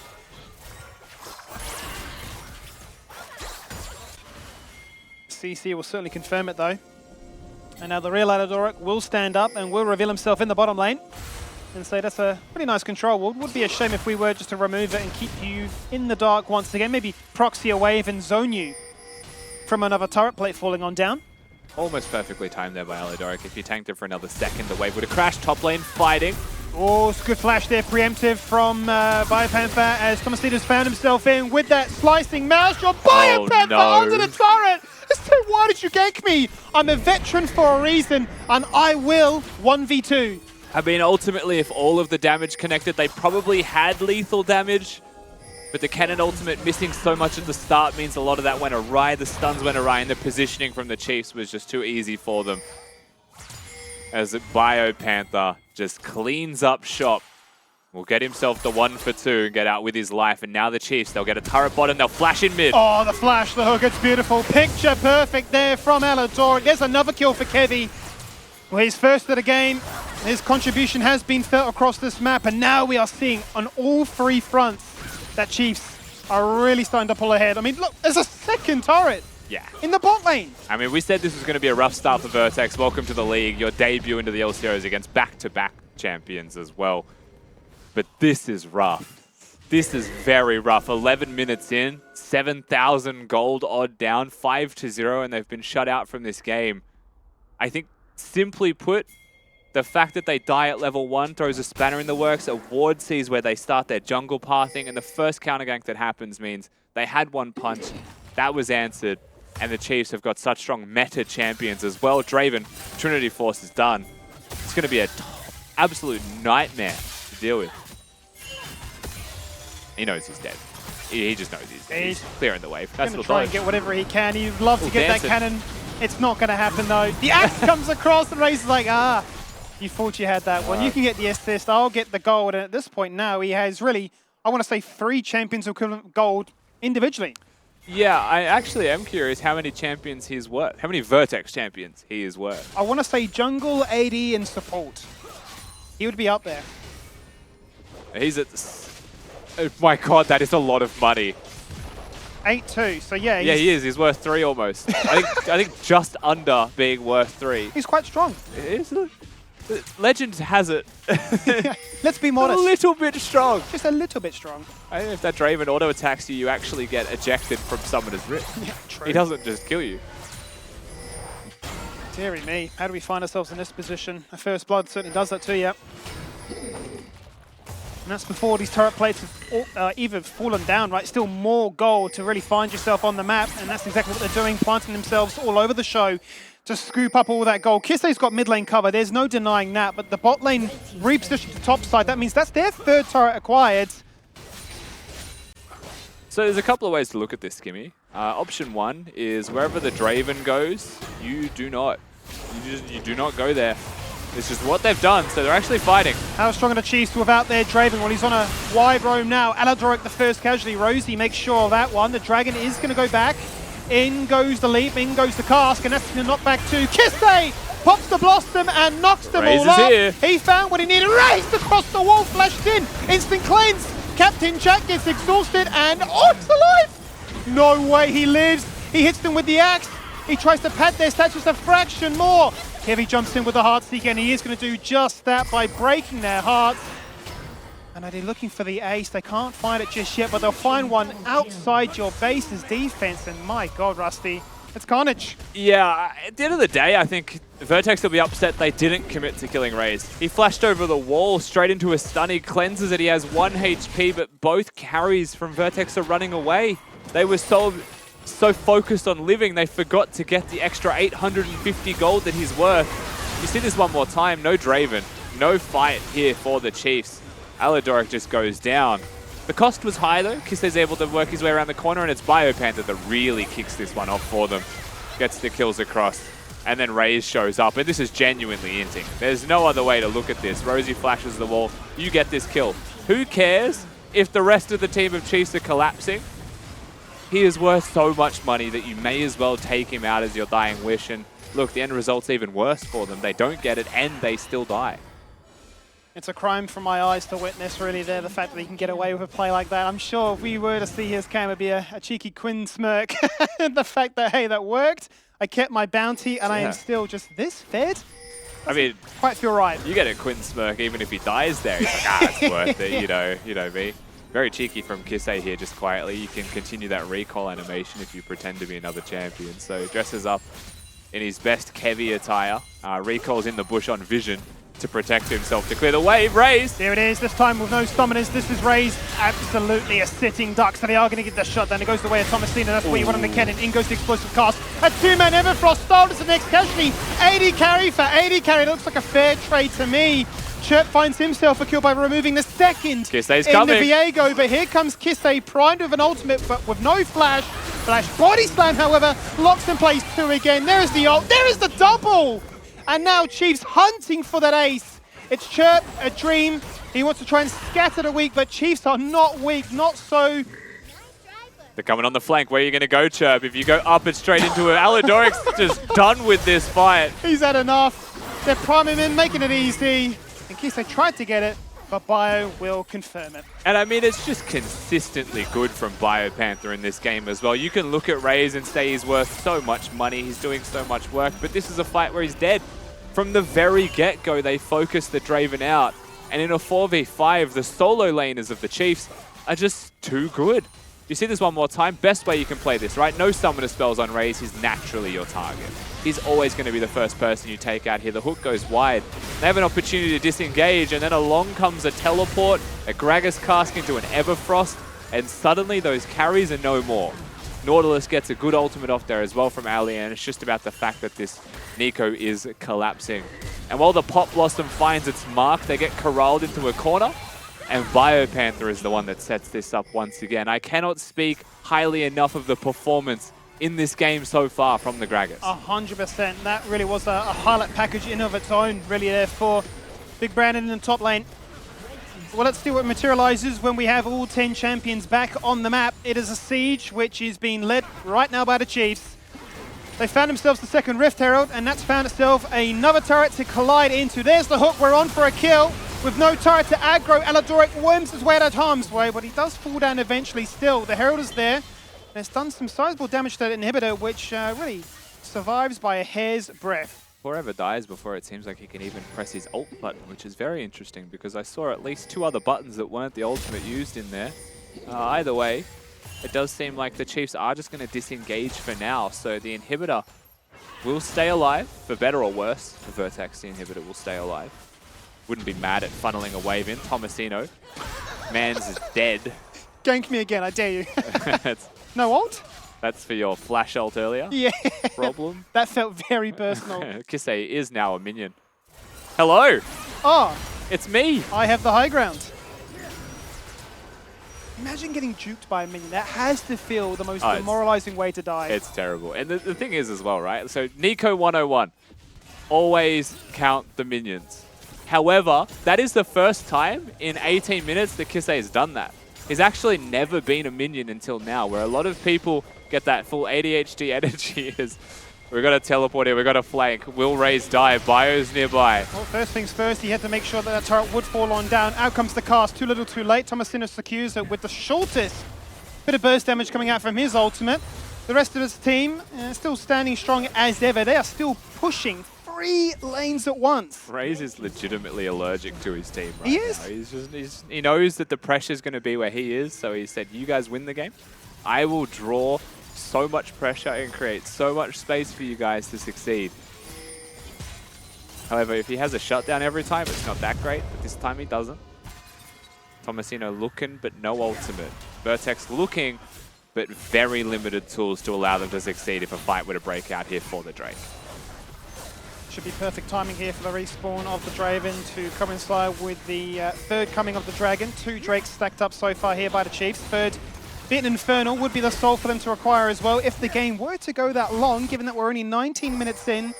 And it is a monumental gold lead at that. It's just continued to grow and grow from even the 5-minute mark here. Question now becomes, what can Vertex look to do to try and salvage this one? Because they are certainly being drawn like a moth to the light, or a moth to the flame, if you will, that this Draven is their #1 target, but they just keep losing elsewhere on the map. He's going to turn into a minion, and they know. Stun comes through. Forever is here, but so tanky. Yeah, it's the flash away, and I think that's it. They've lost their burst, their window, their chance. Dragon is the price for it. The attempt with only 3 members topside, a TP in here to try and make this one a little bit more of a fair fight. Bio will just switch in and switch out. Yeah, really, I guess realizing that there could be up to 4 people there, they choose to teleport in and just defend the tower, defend their mid laner, and Kisei will be perfectly fine. Teleport still going to be in hand for that Nico also. And so no harm in BioPanther using that one after the objective is secured. Basically moving now from bot to top side of the map, you would expect to see the Chiefs just solidify their lead, threaten. They don't necessarily have to do the Baron. You don't need to, congest yourself into the Baron pit, allow a cannon to come through, allow a Wukong to come through. That's the only way that Vertex will win. Instead, Find your angle. Yeah, they're being called out, and this Kennen has been a massive proponent of what has made them so successful when they have been able to isolate key members out. So him being dead, great axe, that's going to delay those recalls. And Aladoric with vision, absolutely knows. Hex flash across the wall, hook onto another wall, because why not? In goes Kisei, flash away from the root. And it's a lonely AD carry. It's a tough life when you've got nowhere to run nor hide. Popping Blossom and a Cyclone, but you're dead. And Kisei is dominating. A cute little attempt there from Forever, but just too clean by Kisei. Baron going to be secured by the Chiefs. And just like you saw before, why go for the Baron? Why open yourself up to any kind of risks or invite any kind of disadvantageous situation when you can find the picks first, control the map? Don't let Vertex breathe. Suffocate them out of this game. Baron goes down at the same time as the inhibitors, and they're just left watching. Well, now we're left wondering what the pause is all about, but I tell you what, the game state really is looking pretty grim right now for the side of Vertex. Let's run it back with the replay one more time. It's really Thomasina ascending to the mid lane, but then getting completely wrapped around because they just don't have any vision control. The map simply doesn't belong to them anymore. Yeah, this is one of those replays where if you watch back the point of view of Vertex with their vision, they're blind. They have nothing. They have a control ward in that bush. Rosie miraculously doesn't get spotted because they redirect their focus, and Styled just finds a mark. They flash the wall. They all just flash the wall. This is a fight that they are going to make happen at all costs, and will result in a Baron, will result in 2 inhibitors eventually as they start to drop down. And feels like the final nail in the coffin here is where we're at, what, 18,000 gold difference this early. It's a rough game one for Vertex. Certainly is one of those very much welcome introductions. And I feel like given the current game state, you have to really think for Vertex, already considering what their adaptations need to be going into game 2, right? And I'm wondering really where they do decide to go with that. There was a high priority on removing AD carries. I feel like that's something that they'll most likely want to adjust. I mean, the fact that Kisei gets to play as Nico showcased just how strong it was, even if it's not being used to, you know, blend in as a minion or do some of those creative tricks that the Nico certainly can. Anything that can look to try and match your team fighting prowess has certainly been a hindrance for them. So I'm very curious to see what adaptations need to be made, because as it stands, a 20k or nearabouts lead is one that I don't know if any team can ever overcome. It's near impossible. It's not even 1%. It's less than a 1%, right? Because this is a professional league where teams are just so good at ending with the advantages they have. 20k is just way too much. With that in mind as well, you just brought up Nico. The thing is, like, just such a good teamfight champion. Just so much damage right now. And it's the fact that she can be harder to detect through all of the transformations that she can be. She camouflage into other stuff. But it's that you can E while you're ulting. Your knock-up reduces the time that teams have or players have to react to that rest of the combo as well. Yep. And I think just because they sped up, in a sense, they sped up her combo by adding the knock-up in, it's impossible to deal with. Nico is always on the cusp of being good. She has existed kind of just in this realm of like one little bit extra and suddenly Nico's a meta champion. But it was just impossible to use her disguise for anything relevant. Now they've made it relevant. So suddenly she's not only been buffed, but she has extra. She has creativity behind that, and you just see some absolute nonsense from some players. The LPL has been great. You've seen some Scryer's Blooms disguises from people, right? Looking for angles and team fights. You never know what you're going to get, and so far from Kisei, it's just been a clean Nico game, regardless of the disguises. That certainly has. So, as I said before, it really does beg the question as to what needs to be, you know, addressed or looked at or adjusted going into that second game, because I think overall, I mean, forget about the first blood for a second. I think there was some clear indications that, you know, Forever has moments to try and strike at these different lanes at different moments. But I think Chiefs had that read, had that understanding that, hey, if we were in their position, where we want to try and gank? Well, clearly the bot lane shut the Draven down. And given that they had that one strike towards it and it failed miserably, it's like, okay, bot lane is just completely done for now. And I think you even rose during the pick and ban phase. How much attention will be shown towards this Kennen? And even then, we saw Biopemper say, I can 1v2. And at that point, you're left scratching your head saying, well, guys, where do we actually go anymore? Yeah, and the thing with that Kennen matchup as well is it is quite volatile. Gragas can go his Comet build, hit a couple of Qs, and suddenly you're half health. And you're realizing that, they just need to show up. Yeah. Rest of your team's dealing with a Draven Nautilus on the other side of the map. It's a little bit dicey.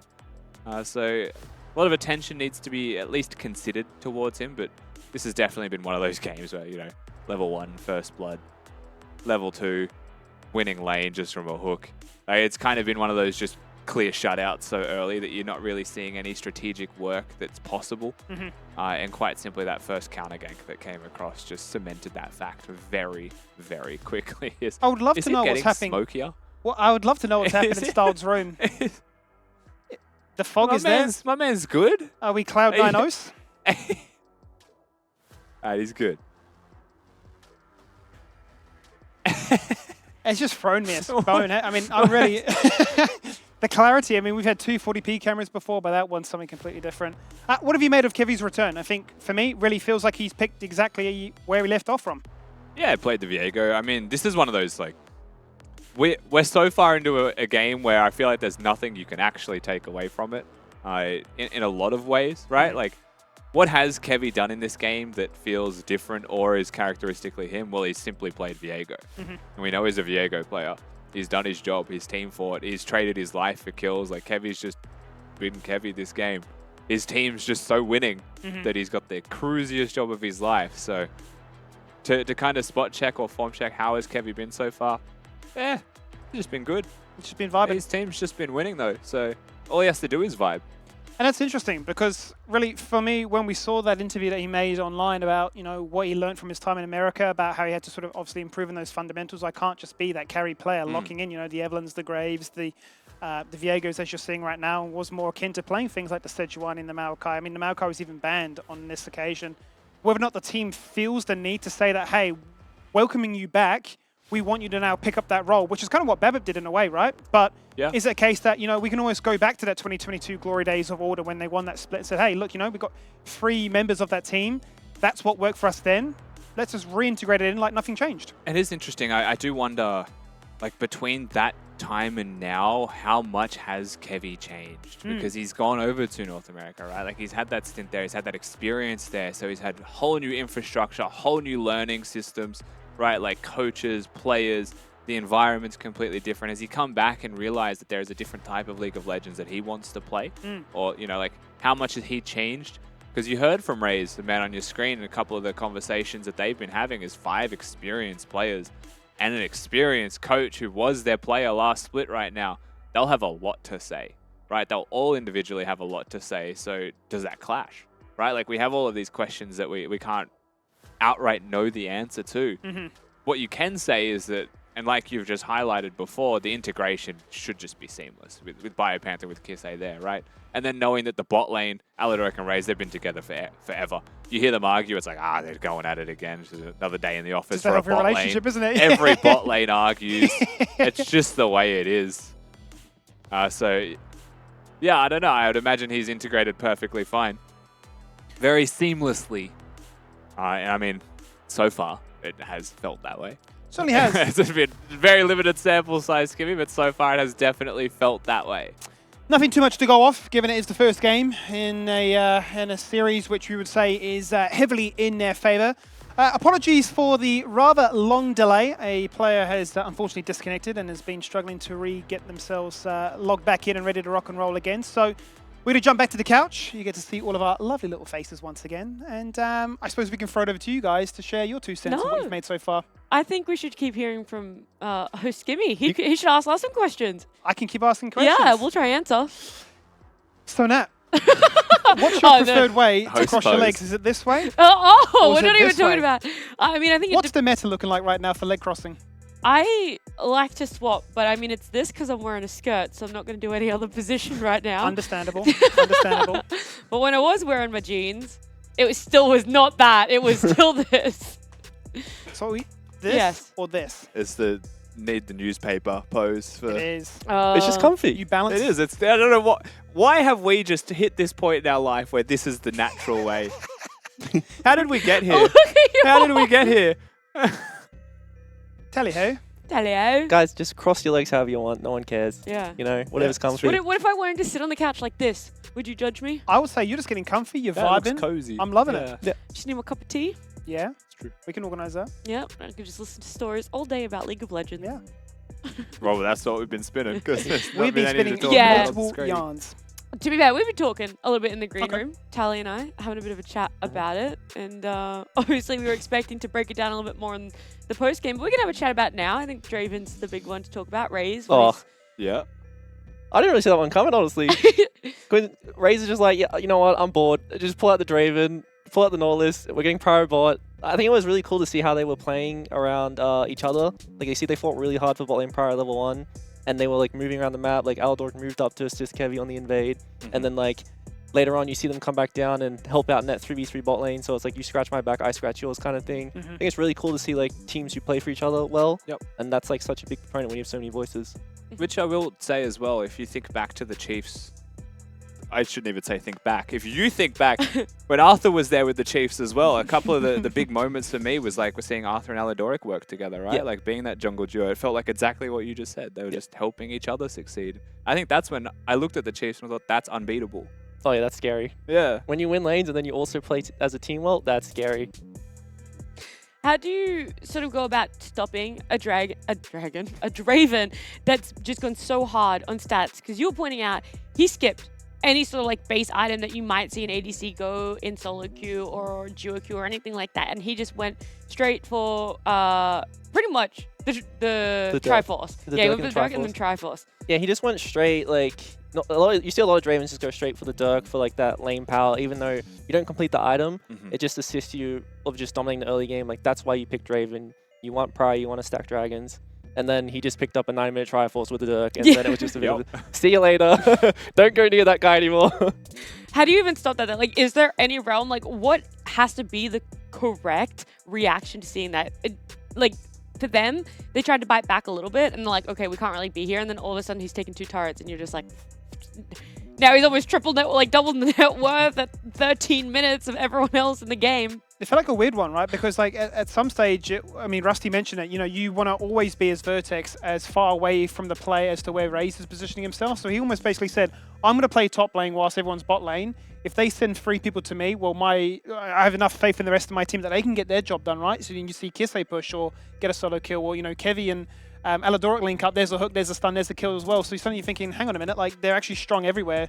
So we can put 3 resources here, but then we lose another piece there, and you know, it's just the castle is crumbling at that point. He's almost playing like a Fiora in this game, right? Because Trinity Force as an item is such a good duelist item. Like it is so exceptionally good for being able to win a 1v1. So I think he's just like rushed this. He's got his Dirk. He's like, no one can beat me. Yeah. So I'm just going to plant myself in a side lane opposite the objective. My team's strong enough 4v4 anyway. Like they need to send 3 people. And he has actually just been running it down until they bring 3 people. And they have. Yeah. He's just like a train. He's like, this train does not stop unless you guys are going to make me. It's an express train. I think he had that moment in bot lane. He was like, I know you can see me. I see you too, and I'm not moving. It's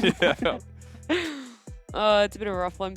I do wonder, though, the idea of Vertex playing out the rest of this game and then looking into the next one as well. Like, I know it's not over, and it does feel bad to talk about it like it's over, but my God, like, this Draven, man. 20k down though. I mean, it does. I mean, yeah, you don't want to say it's over. It always sucks to say a game is over, especially when you see a situation like it was at 10 minutes and you think this game's done. But you know, to call it like that feels pretty harsh. But you know, everyone's sort of like low-key feeling it, and you don't want to say it, but you're kind of getting the gist of, you know, you can see where this game is going. Obviously, the pause where we're at right now, it feels like we're going to come out of this, have 2 minutes of gameplay, and be back on the couch again talking. Yeah, we probably actually just won't even leave, hey? Right? We could just do a quadcast for the last 2 minutes. We certainly could. But it just feels like one of those moments where, especially now, you've added a second degree of pressure in a way, I guess, to Vertex, whether that be good or not, as to like, okay, we've got to play out this game while still mentally preparing, okay, what are we going to do in game 2 to try and bounce back? Do you think, like, actually, you just think, like, during this pause, or, like, you know, the issues that we're having, you just go, all right, thinking about the next game, like, what do we have to take away? What was really the issue? Was this we need more rotations? And if you guys look at it, like, we have hindsight, and we have the full picture, right? Whereas Vertex don't really. What is the biggest one? Was it in Champ Select where you're like, okay, this is kind of going to be a rough one? Or do you really feel that with how well jungle rotated and that, you know, you scratch my back, I scratch yours, that's what Vertex need to start adopting? They didn't have that? I wouldn't say Vertex really made a big mistake. It's just that Chiefs kind of took off with the little lead that they got, and it just blew up. I think that, like, honestly, looking at the next game isn't actually such a bad thing. Like, playing the game out is obviously, like, still trying your best to win is really important, but, like, looking at the next game and focusing on the future is also really important. Like, I've been in situations like this where it's just the game is completely unwinnable and you are on a bit of copium, like, trying to win the game. But like looking forward and like thinking about the quick little fixes and not being like too like, oh, like we suck this game kind of thing, it is important going into the series. Yeah, it's about having safe hands for the rest of the game, right? You just need to be there. If they want to throw really hard, you just have to be there to catch Ready it. to catch. Yeah, but the brain is kind of elsewhere, and you do kind of autopilot a little bit. And I think like the quick fixes, right? Like it could just be the setup for a play that you're like thinking back on. You're like, I should add a sweeper, or something like that, or it's a draft fix. But at the same time, like you're not probably expecting the Draven Nautilus with what everyone else in the whole world is picking right now. Yeah. But Chiefs will do it, and that's just something you have to accept. I think that's just a reality. Like the rest of the bans from Vertex, the Zeri and Jinx bans, were all solid. And it's not something that I'd be actively changing with the Aphelios picked. So it's tough. It's tough then. Any insight on a little bit more of Chiefs bans? Because what ones were you questioning, Tally? It was Gwen and... Kha'Zix? Yeah. Yeah, I think the Kha'Zix was like specifically a target ban. I think Forever is like a good Kha'Zix player based on his solid Q history. But I didn't really see the Gwen coming. I don't know too much about like Tomasino's like champ pool, but I think that also might have been another target ban, or maybe Chiefs had a specific champion. They were thinking of picking like a Scion Blind, and they just wanted to remove one of the really good counters early on. Yeah, that Gwen's good. Gwen's actually, I think. I was hoping host Skimmy over there would jump in. No, it's funny because you looked at me and I was just like, I like what Tally said, and I don't want to add I anything agree else. with him. He knows more than me. Yes, sir. Chatting. Him. Chatting. He's the man you're looking for. Look, I carry him in another game. He carries me in this game. It's only fair. Yeah, you gotta hold everyone else up in the broadcast Yeah, during the yeah, game, yeah, and that's then true, Tally's that's the true. post game. He comes in, he's like, "Well, I'm big brain. No, look, it's my face up there. Can you reenact the pose? Oh. Not bad. Not Good, bad. He's good. zoned in. Done. I need I think that, I get this one. It's 2 fingers, mate. It's 2 fingers. Is it? It's 2 fingers. Yeah. I didn't know what he did.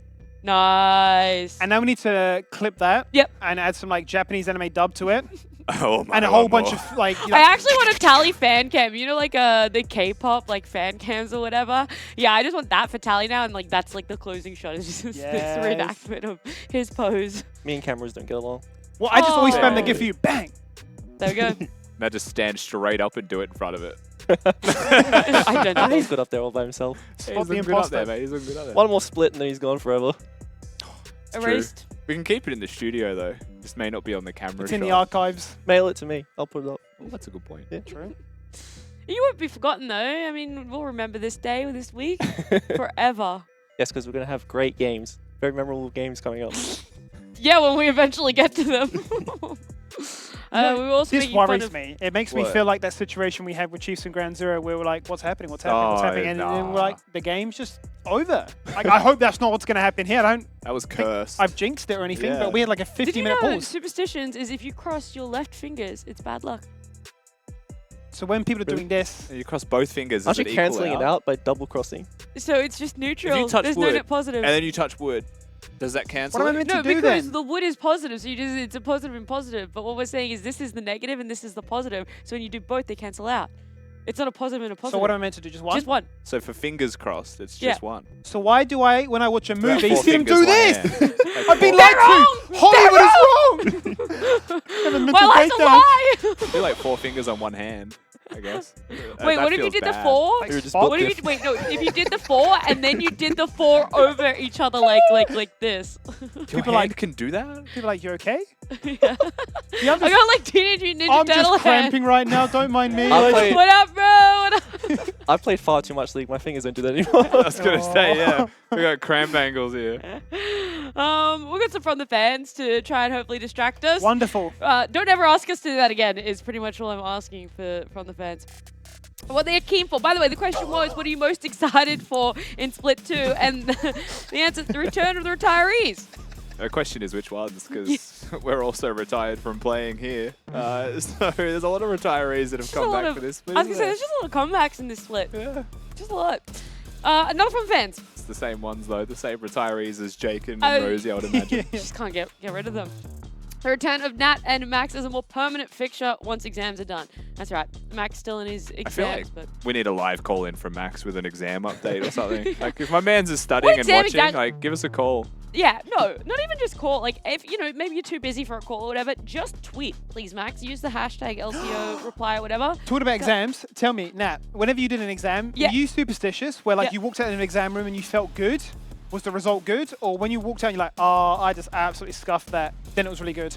I think more often than not, I walked out being like, that was bad, and it would be good. I don't know if That's a I ever good thing. walked out of an exam being like, Yeah. oh, 100% in the bag, got it on luck, let's go, give me that F. degree. Yeah. Nailed Never had that. Never, F. never had that one. Pain. I was very like pre going into exams superstitious, so I had a watch. It was like the first watch I ever bought for myself, and I wore it every exam. And the one exam I didn't wear it to, I probably got the worst mark of it. I still passed it. Okay, I still passed. I passed on my exam. Okay. But it was the worst mark I've ever had, and ever since then, the watch broke. By the way, like it stopped. It Aw. stopped telling time. it's doomed. But I would still wear it to the exam because I was that superstitious. I still wore it. Yeah. Do you have any superstitions with Or playing? pre-game rituals. Yeah. I don't, but was it Swiper who would wear the same Yep. pair of socks? Yep. I'm Well, glad same you said pair pair of of socks. No, I think it was underwear also. I can't remember which one it was. I'm but pretty he- sure it was socks. Yeah, Yeah, he'd wear the same pair every Yeah. single game. And he had a deal with Chippies for, it was like an Attack on Titan shirt or something. Oh, where yeah, I like the do remember winner that. would swap, like they give the shirt to the other person. Yeah. You've seen this, yeah. But there was like a full year period where we just lost to the Chiefs, so Chippies never got the shirt. I think there's also been like skin trading. It was like this, like a lot of pros in O's have like this is my skin, no one else can use it. And then Yeah, people, like, yeah. They trade. I do remember like Ryoma and Swiffer had like the Glacial Talia skin. Like they were Is swapping it around. Muay Thai Lee Sin with Spooks as well? Maybe. I think he was very like protective of that skin. Like no one could play his Lee Sin skin. I just remember back in the day, Carbon used the worst Lee Sin skins I've ever seen. Hey, if you look bad, you play good. Was it the Kill But Bill it's the one? exam thing. You know, if you think you did bad in the Yeah. exam, you And did the great. boxing If you one? did bad, Yeah. you did good. Yeah, the ding ding every Yeah. time you press B. Oh my god, that's toxic.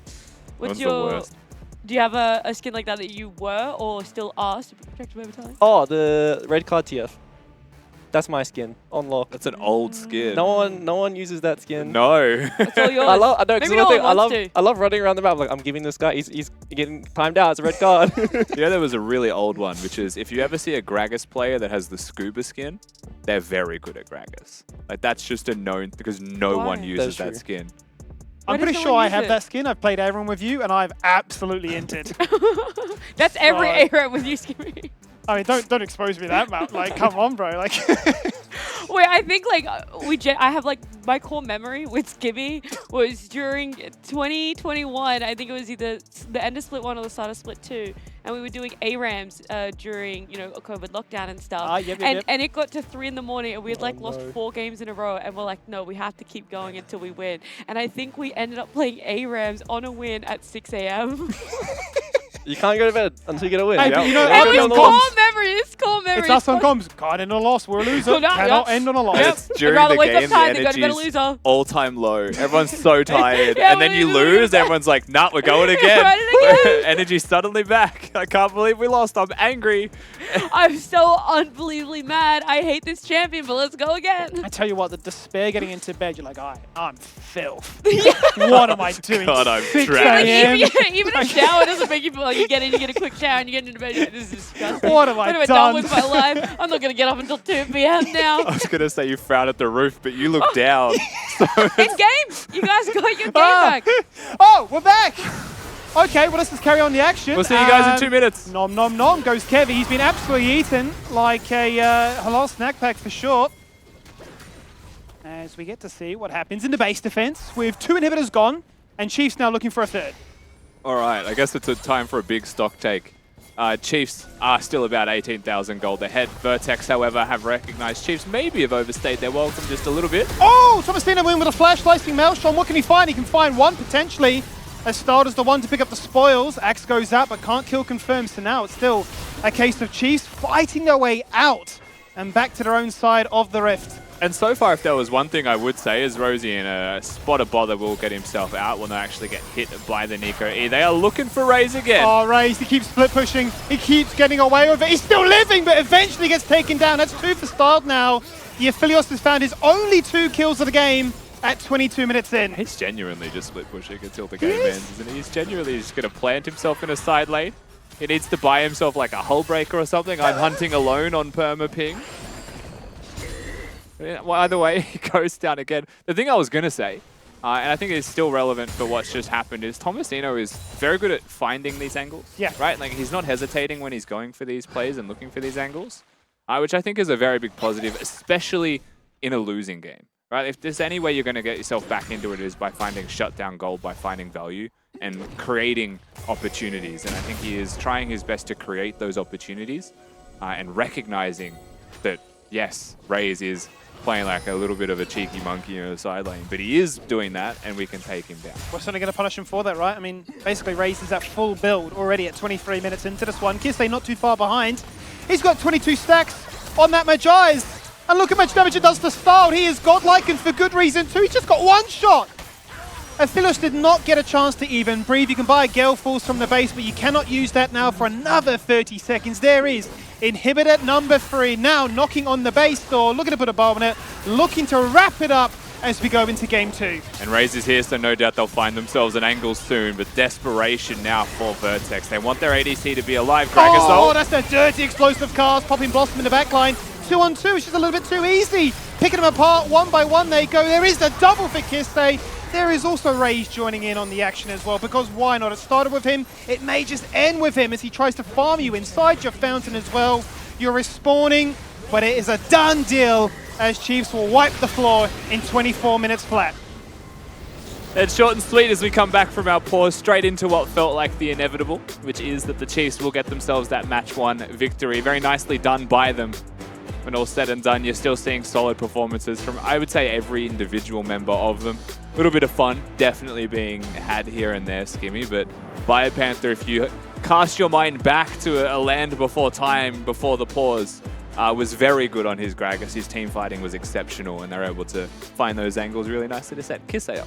If we were doing the old format where it was the best of 1, I would have instantly said BioPan for my MVP for that matchup, because he played flawlessly. I think it actually ended on a perfect KDA. I want to say like 6-0 in 6. Either way, I mean, just the way he was playing it out from setup through to individual execution, be it in his own 1v1.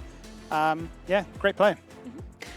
Obviously, we do want to lift up the Chiefs and how well they played, but the small thing that I want to focus on for Vertex was, despite the fact that they were down by such a big gold lead, there were a lot of attempts from them that were great. They tried to have that 2v1 up top. Obviously, it just missed out. It was like the small min-max of certain spells or rotations that just weren't able to make it tally. But I think that that gives a lot of hope for game 2. Yeah, you didn't really get to see it that much, but you did see Vertex was still trying to make those plays to like, get back into the game. Like, Chiefs were doing really good. Like, BioPanther was outplaying the ganks. Like, they were still trying to get back to the game. It was just Chiefs were doing really well to like keep them out of it. So I think that's really important to see that like they're not just falling over and losing as hard as they could have. They're still trying to get like little advantages where they can. Yeah, that's, I think, such a big props to any team that is down the way they are, because it's easy to be like, okay, we're playing from behind, let's maybe try to be a little bit safer. But they're like, all right, let's keep going. Let's try and get this. This is the one that I'm talking about right here. They just don't end up having that connection onto getting the BioPanther kill, which probably wouldn't have changed the game tally, but Probably not. it's a bit unfortunate either way for them. Anything that stands out as well for the items, because there was that patch change, anything that you're like, oh, I'm surprised that they picked this up, or yeah, this is one that we really need to focus on? I just think it's the Triforce Draven, honestly. Like, I'm not like too sure about the builds, but I know Triforce is in a really, really good spot, and like it's cool to see like these new 80 carries like having another item option they can build from. And I think this item makes 80 carries just into a more of a bruiser style, which is like a good play style for a lot of the players in the league right now.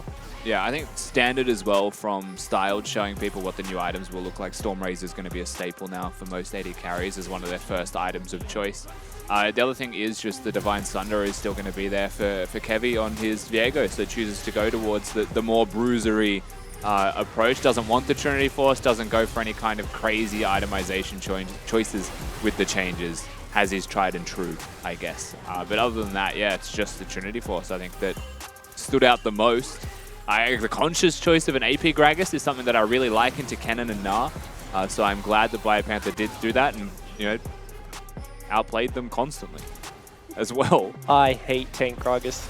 Yeah, it's annoying. I hate, like, as in, you never want to come up against it, but if it's on your team, let's go. I don't know. I do not want it in my game. I swear AP Gragas is just as tanky and he does 1 billion damage. I don't know what tank Gragas does. It's like, it's pointless. Like, that's build just like off to the side, put it in the bin. Just build hats. If you pick Gragas, build hats. Yeah, just get hats, yeah. Zonia's makes everyone a tank as well. True. That's what we really need. Just a little bit of survivability there. But Skim, when we look towards the next game, which obviously will inevitably happen in this best of 2, anything that you're like, maybe change up this band, like that's a comfort, take this one out, like we can't let them have this. I've got the chance. solution. Oh, here we go. He's cooking. Cross my leg first of all. Oh, wait, Assume the meta pose. Means business. Rosie's going to lock in Zyra. He's going to absolutely whiplash his team into fruition. We've already talked about first to 6 seeds. Zyra has seeds. She's going to blossom like a Nico, but better from the bot lane. Now piece all that information together, see what it comes to as a conclusion, and see if you can figure it out, because I have no idea what I said. I was going to say, I feel like you said a lot of key words to try and back up a champion pick. Look, I just want to see Zyra. Really. You just want to see Zyra. I just want to see Zyra. That's all I got. But I had from to that. like elongate it a little bit, because I'm like, just trying Makes to wait sense. for the pause, end game screen to come up, so we can go to break, so we can go to game 2. You want the leaderboard as I literally had a Windows update in my head for a second. I tell you what, like, The error message just happened, yeah. You just kind of broke for a little bit. You're like, I've already said way too many words. I'm actually confirmed Elon Musk's, adopted son. I'm just rebooting right now in the Matrix somewhere. Do you need to like, Shonda, do you want me to ask anyone else a question? You're just going to sit there in the corner just like... Hello. I don't know. I love that LCO is back. I just get to be so unfilled and just be so silly, and I get paid to do it. How good is that? That is good. The dream. I can't argue with you on that. That is good. So, Tal, you did have a replay that you wanted to analyze a little bit more. We wanted to break down and talk about why it didn't go so well for Vertex. Yeah, so what I was talking about earlier in the pause with like the transition from Ali helping out Kevin, now Kevy's down bot. As Vertex, like you want to look to punish the stacking wave from Chiefs. So, like you do want to try to find them when they're overextending, but like Chiefs are just positioning really well, and like Draven, Viego, and Norlis is not losing this 3v3. Like these are like 3 of the strongest early game champions, and the moment you misstep and go onto the wrong target, they're going to punish you, and Draven just gets his reset. Yeah, makes a lot of sense. That, and of course, like, you want to go on the Draven, but it was so hard read by the Chiefs as well, right? It's one of those simple setups, simple ward placed, and that's also, I think, Tally, one of those 1%ers that you can look at adjusting for the next game, right? Something as simple as a sweeper before the play. If we wound it all the way back and let's say they don't, do the dewarding, they don't do the warding, is there a better target they could have gone on? Oh, absolutely. Like you do want to kill the Draven. Like he's going to be doing majority of the damage in that skirmish. And like if you go onto the Norlis, he's not going to die, and like Viego and Draven are going to have free time on your team. Rough. Just a rough time bot lane. Hopefully, though, it is going to be a little bit better for them. We've probably said everything we can, exhausted ourselves on the game 1. But with the new format, it is best of 2s. We're going to have a game number 2 between Vertex and Chiefs after this break.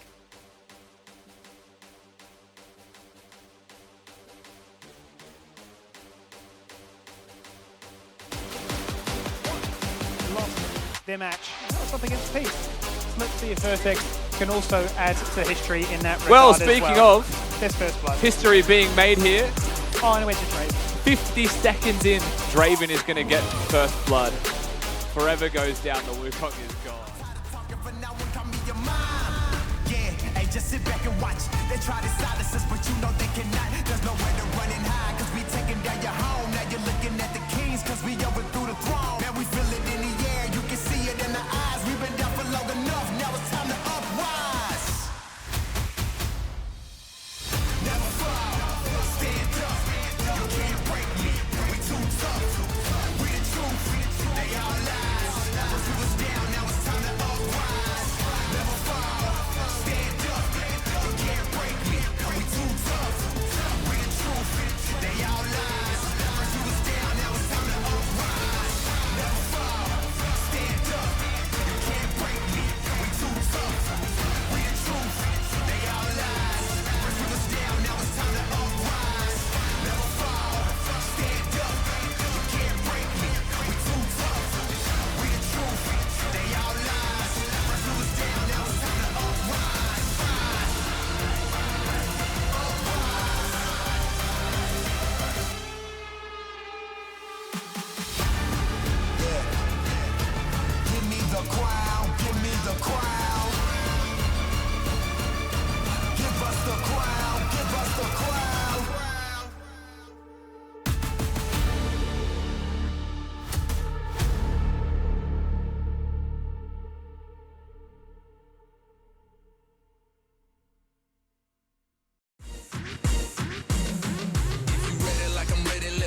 Not to mention all that tension you've been feeling, let it go. Make your whole bed rock, leg lock, figure four. Got some new moves for me I ain't never seen before. Let it show, let it show. Yeah, okay, you living like a rock star. You get cash, big bags on the top charge.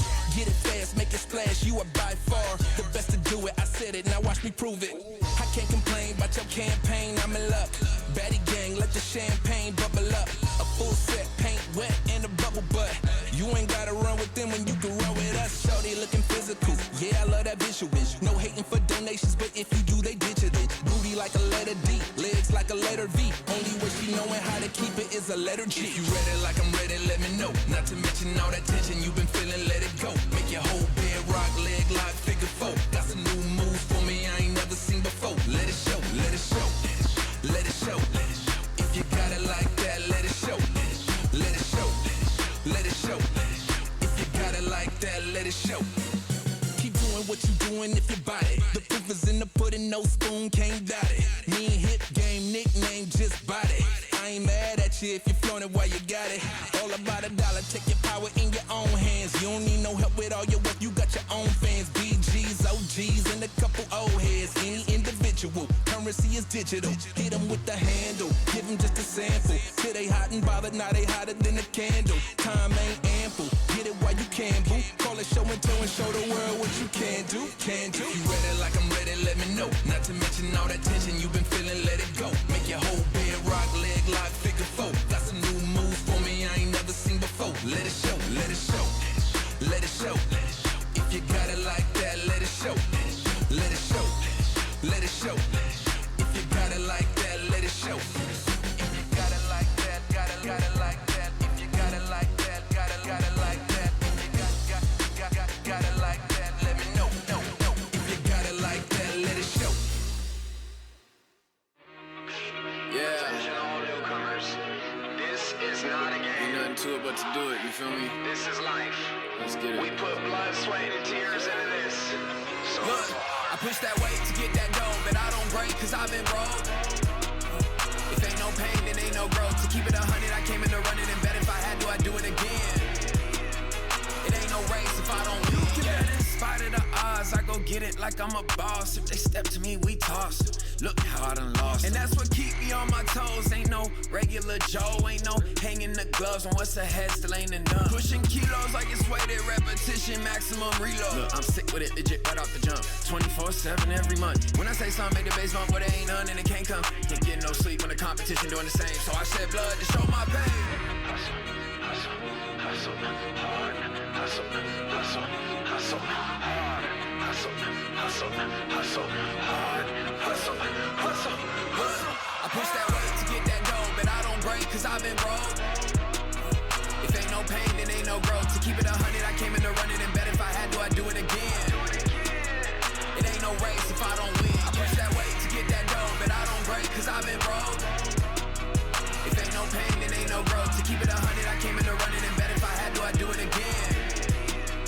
It ain't no race if I don't win. Trust I'm coming up for that top spot, coming up for that throne. Trust I'm coming up for that drop top coupe sitting on chrome. I don't need no introduction, they gon' see me know my name. Trust I'm growing every chance I get in spite all of the pain. I done came and snagged my dove and threw them deuces up to make it rain, cause ain't nobody quite as smooth as us. See, I done worked and I done bled, cause I done hustled way too hard. And I get further every step, if sky's the limit, shoot for stars.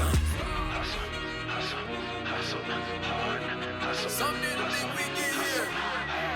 Hustle, hustle, hustle. I told them just watch. Hustle, hustle, hustle. I push that weight to get that dough, but I don't break cause I've been broke. If ain't no pain, then ain't no growth. To keep it 100, I came in to run it and bet if I had to, I'd do it again.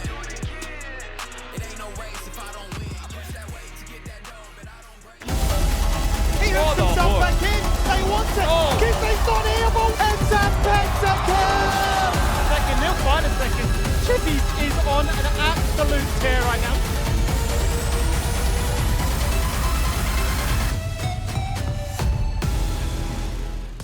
If you're just tuning in for Split 2, we have a new format, best of twos. And so we've already had game 1 between Chiefs and Vertex. Game 2 will be coming up. Before we talk about that, before we have a chat, we've got the post-game scoreboard, finally. Thank goodness. It was a little bit broken. It was a bit touch and go. Weren't sure we were going to get those details, so we could have a quick look at it and see just how that game 1 played out. So 24 minutes, 27 seconds, and a very heavy net worth lead at the end of it. Tally, can I ask you a question about this as well? Nico's build. I know you're a mid laner. Is Proto Belt also a common choice? Is it Rod of Ages because he's against a burst champion? I just think you can really build any item that will facilitate best for your team. And like, Rod of Ages is more that like frontline option you're going to offer. So like, it's much easier to get into team fights. Like, they did not need more damage based on how the early game went. So I Not think with an AP Gragas. I think he itemized well for the situation the game was in. Yeah.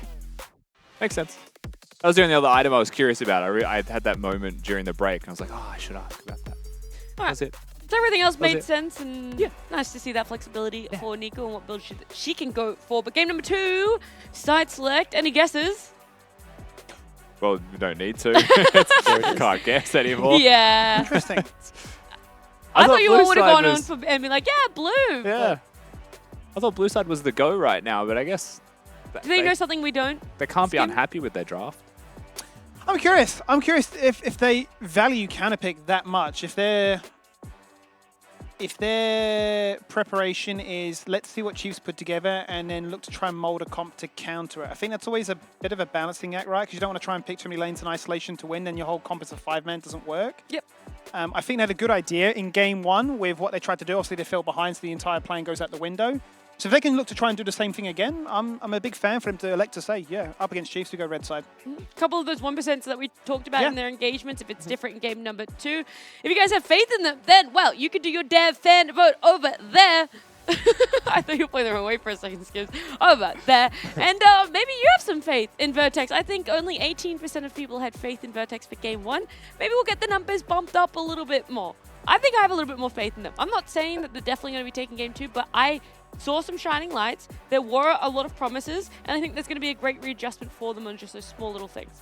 Yeah, they didn't get to start with their best foot forwards, is my biggest takeaway from that first game, right? So it would be nice to see Vertex hit 10 minutes and have had either a tangible win condition in like successful games or just be even. And then I think we get to see the real Vertex play, because that was a very rough start for them. Yeah, I know Chance Select isn't ready just yet, but we won't really be hearing from you during it, Tally Sue. With the bands, if you can remember them, do you think they're going to be the exact same, or are you like, maybe we take out some comfort instead? I think Vertex bans are pretty much locked in. I think like those 3 No room champions, for adjustment. you don't really want to give to the Chiefs. And then I think that because Chiefs won, they won't really want to change anything. So we'll see how it goes. And I think that the reason that they want to pick red is most likely to protect their bottom lane. So we'll see how that goes. Maybe Chiefs will remember to ban this time. Yeah, hopefully. I think that might actually be probably the biggest change Maybe. up. Yeah, and look, luckily for us, we don't have to speculate anymore. Champ Select's ready, and we're going to head on over Rusty and Skimmy. Let's do it again and see what happens this time around. It's a rinse and repeat. Chiefs opening up their account here with Yes, a it first is. pick, Nico. They say, Yes, it look, is. those bans are the same, and why would they need to change? Identical. And just a very quick reminder for everyone watching at home as well that the LCO is best of 2, not best of 3. Feels different, doesn't it? It is different. Feels So weird. Chiefs right now are fighting for a 2-0 to get a bonus point. You get 3 points for winning. Vertex are trying to get a win so that it is a 1-for-1, and the end result does ultimately look like a draw. It's considered 1 point each, but you could also look at it and say draw if you want. And already I think a small adaptation from the Vertex side, but it ultimately it was just pick order. Skibby, it Well- was just pick order. Yeah, for a second there, you're thinking they're going to lock in the Brom nice and early here and sort of reveal this is what our bot lane is built to do, and really trying to deter Chiefs from doing too much. But the Chiefs are just mirroring it pound for pound as well. The key adaptation is now, would Rays want to lock in an AD carry? Would he feel that Vertex banning away another 2 AD carries in their second rotation last time was too much and he felt the need to go to Draven? Well, without that really being a consideration, Jinx is locked in. Yeah. Jinx the Philios meta is here. We can all go to sleep. Yeah, Jinx Philios. Get used to it for the moment. Of course, some patches in the future will change things. The items have done a lot already, so perhaps over time people will just learn more and more. Forever is a very good Kha'Zix player. That is one thing that we can tell from his solo queue information, but it's not something that is likely to be seen. The Chiefs are target banning him out. There's a lot of hovers to this Nautilus do make you think that's where they're going to be confirmed to go, and I think Vertex have kind of just accepted that they want their support to be a playmaker. They want the calm, the experienced voice on the team, 1-0 down. to be the playmaker for them. I mean, you could see that from Rosie's initiative, right? When he was playing the Time Kench, that he had that killer instinct to go. We're looking, we're trying to pick apart a target. Yeah. Rays obviously was one step ahead, saying it's a bait, and you've fallen victim to my trap. This time wanting to sort of double down on that and have a little bit more agency with his way to try and pilot that one. Vertex going to open up here with a support ban in a Leona.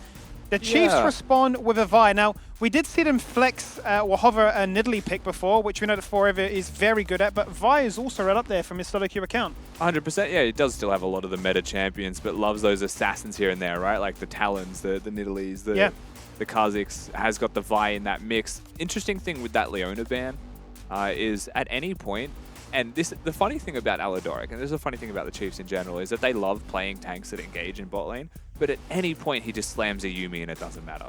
Like, you know that Alidoric can just play Lulu, play Yuumi, and you know, not enjoy life, but win very successfully.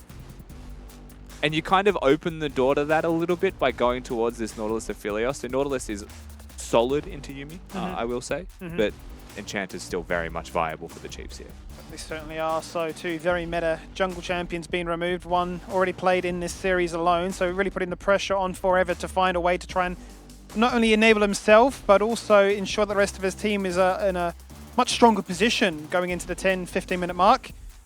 Question becomes now, what does Tomastina look to try and play this time around? It was the Kennen before, it's going to be the Aatrox this time around. And I think you can ask, you know, when does Aatrox feel good? Well, perhaps immobile champions that you can look to try and lock on down. Perhaps Jinx falls into that category, but you've got that burst with like a Gragas and a Nico to try and make sure that Jinx can get excited. Yeah, Aatrox is one of those interesting champions. So when I like to see an Aatrox is when my opponent's carries are remobile, or very low mobility, not immobile. Because then you can lock them down, right? You can combo them, you can take them out piece by piece. Yep. The Chiefs, we might have to hold the Aatrox conversation if they lock this in, because that would be very fun. If nothing else, that is a sick wombo comp. And they already have locked in the Yasuo. So they are Gragas Yasuo. But where? Is it Nico jungle? Gragas top, Yasuo middle? Questions. Nico can jungle. She can, yeah. You mentioned before with the buffs to the monster damage as well on the queue, so you certainly put yourself a composition to say here is enough knockups to make sure that the Yasuo will have some fun. Imagine it's Kisei. We have seen Kisei play it before, and it wouldn't really fit the bill for him. Or Rays. The only two places that I could see this happened. go, right? If You're there right. was any flex, and this is obviously going right to the weeds, is Rays and Alidoric play Gragas Yasuo, right? Tahm Kench goes top because Assassin Toad, and then there's Nico mid. That's the only other option that I'm looking at. And that low key, I think that's kind of hype, but Yasuo into Syndra is a good matchup for a lot of reasons. The Wind Wall in particular makes it very difficult to beat the Syndra, especially with the ult usage. Yes. And also with the changes to itemization for Yasuo, Trinity Force, Static Shiv. You know, there are so many cool little new options for him. Gale Force Yasuo is a very common thing right now because it's not a mythic as well, right? So, now they've changed the mythics in the way that they work with their scales items. with the crit damage for the scales execute. with the crit damage. There is a lot of insane things for Yasuo with the new items, so I'm not shocked to see this champion picked at all. I'm excited to see that the Nico comes again to play, but in a different position to showcase just how versatile it can be in a meta where we have certainly seen there be rampant occasions where champions can be very flexible to be, you know, locked in this early and say, well, which lane is it going to be picked in? I mean, who would know? When we had Gragas, for instance, it was like a 4-lane flex at one point, right? You never know, do you? The Nidalee was that final pick. We briefly touched on it. As I mentioned before, this is Forever's most played champion by a country mile. 57 games played, 72% win rate. Yes. I think we've always talked about this champion, much like an Ezreal and a whole other few, in terms of you need a license to pilot these champions. If you're not good, you get exposed. Nidalee, Ezreal, the two main culprits for this one. Oftentimes, though, Nidalee's given a team that helps you to exist, right? Like, you throw the spear because they're enacting to stun that person. In this case, Aatrox doesn't have stuns really, as many knockups. Is mostly a damage dealer. Has got the W, so you can throw out the chains right, and they're predictably going to return. Sure. So that's something to keep in mind, I guess. But for me, it's the Syndra stun, it's the Nautilus stun. So if there's two big places that you're going to look towards, you're going to pressure top lane, right? You can still make things happen, and Nidalee can hit a spear. You don't need to have the setup, right? It's always the way that it's going to be. But I think a lot of this setup is around the bottom lane, is around the mid lane. So I would not be shocked to see Vertex, path towards bot, go for some Nautilus-centric ganks, or just get some Nautilus roams in, right? And they go for some invades in the jungle. With that in mind, I think there's a couple of clear windows that are just no-fly zones for Vertex, because you're dealing with this Gragas Yasuo combo. So at level 6, when they both have their ults, they just win 2v2s. Yeah. So you do not look for mid 2v2s at that moment, right? There's going to be windows like that where it's nearly impossible, right? They show up to a fight, Gragas doesn't need to hit a perfect cask anymore, he just needs to hit it. And suddenly you can't flash away, because it doesn't matter which way it knocks you, the Yasuo follows. He's always going to get the knock-up, exactly. And I mean, based on how cleanly Bio played that Gragas last game, I mean, you're betting your house on them having a whole bunch of success with this combo already, right at the gates. And you talk about like what makes an Aatrox a good champion, right? Maybe it's low mobility on your opposing carries. Same still true for a Gragas Yasuo. What's a Philios going to be able to do to dodge? What's a Syndra going to be able to do to dodge anything in this game? Yeah. And so I think we look at both comps and we can summarize this game as very volatile. Skirmish heavy, not so much team fight focused. There will be team fights, but skirmish heavy. Lots of smaller plays between 1, 2, 3 people as they meet each other around the rift. And I think that's kind of an area where I would say the Chiefs excel. They love skirmishes. Absolutely. And I think it's going to be a lot harder to try and really have those 5v5s, as you already rightly mentioned, because, if the skirmish does really work itself out at that level 6 mark where Chiefs can fall ahead, then suddenly you're thinking, well, however do we group as 5? And the game suddenly descends into chaos like it was in game 1, where all 3 lanes are just getting shoved, you're ganking, 3 members coming towards it, towers are falling, and suddenly you're thinking, we fall into the same trap again, right? So it's a bit of a weird checkmate situation, right? Like, the Draven was so strong game 1, you didn't get to stop it. We're basically going to continue that momentum into game 2 with a different draft, with a clear win con. Yeah, very clear, at least in contrast to that one. There's also going to be, talk about skirmishes. I think Rift Herald then becomes a pretty significant factor because it's not always going to be 5v5s, but you break a turret, it's a lot easier to have those Gragas Yasuo cast combos, right? There's going to be less save points. Yep. And invading in the jungle is definitely another factor that we look towards. So both teams might be happy with their draft, but they have to really scrutinize their opponents and say, how do we pick you apart? Is there a level 1 strategy that surpasses just dying at 50 seconds, Skivvy, that might actually set them up to succeed in this game for Vertex? Because really, if we're going to be brutally honest after that first game, the only way is up. It's obviously going to be an uphill battle for them to come into the league this way. It's such a rough way to debut, but the only way is up for them. Yeah, certainly can't get much worse than that in terms of, you've had your debut, you've had your moment, and you've had a chance now to showcase what really can turn around between games 1 and 2, and some comfort champions once again across the board. We already talked about it for Chirp in that game 1 with his Syndra, running it back into game 2. The fact that Forever's going to get a chance to showcase why his solo queue Nidalee is going to be so good. That's what I'm mostly excited about, how we can look to try and pilot that into a very carry-oriented style jungle in Kevy, who's going to give us a taste of what the Nico jungle looks like as well, right? That's also what I'm excited to see. How can that be punished? Pre-6 especially, or are we just going to have an absolute farm off and say, well, yeah, we've hit that point where ultimates are about, where we can just win those 2v2s. Your moment to strike is kind of past. So I'm really excited to see, how the Nidalee can look to try and impact this game before those skirmishes can, fully blossom. Pardon the pun, really. Did we into anything confirm bigger. who's playing what in the draft? Did Yeah. we have finalized comps for the Chiefs? What I saw was Yasuo mid. Okay. Yeah, it was a Gragas Kevion- top. Correct. Yeah. Okay. You never know these days, Well, do you? Well, sometimes we have been juked by the Yeah. draft into the actual game It's select. just the haven't we? amount of flexibility that these champions have make it so disgusting to it. Like, you're sitting here trying to predict, and then a Yasuo gets dropped. You're like, oh man, who actually knows? But I if have that a is really the cool case, point. Oh wait, Yasuo's there. Forget about it. Yeah. For sure. Who knows? Who knows? I mean, I like Nico Jungle for a lot of reasons.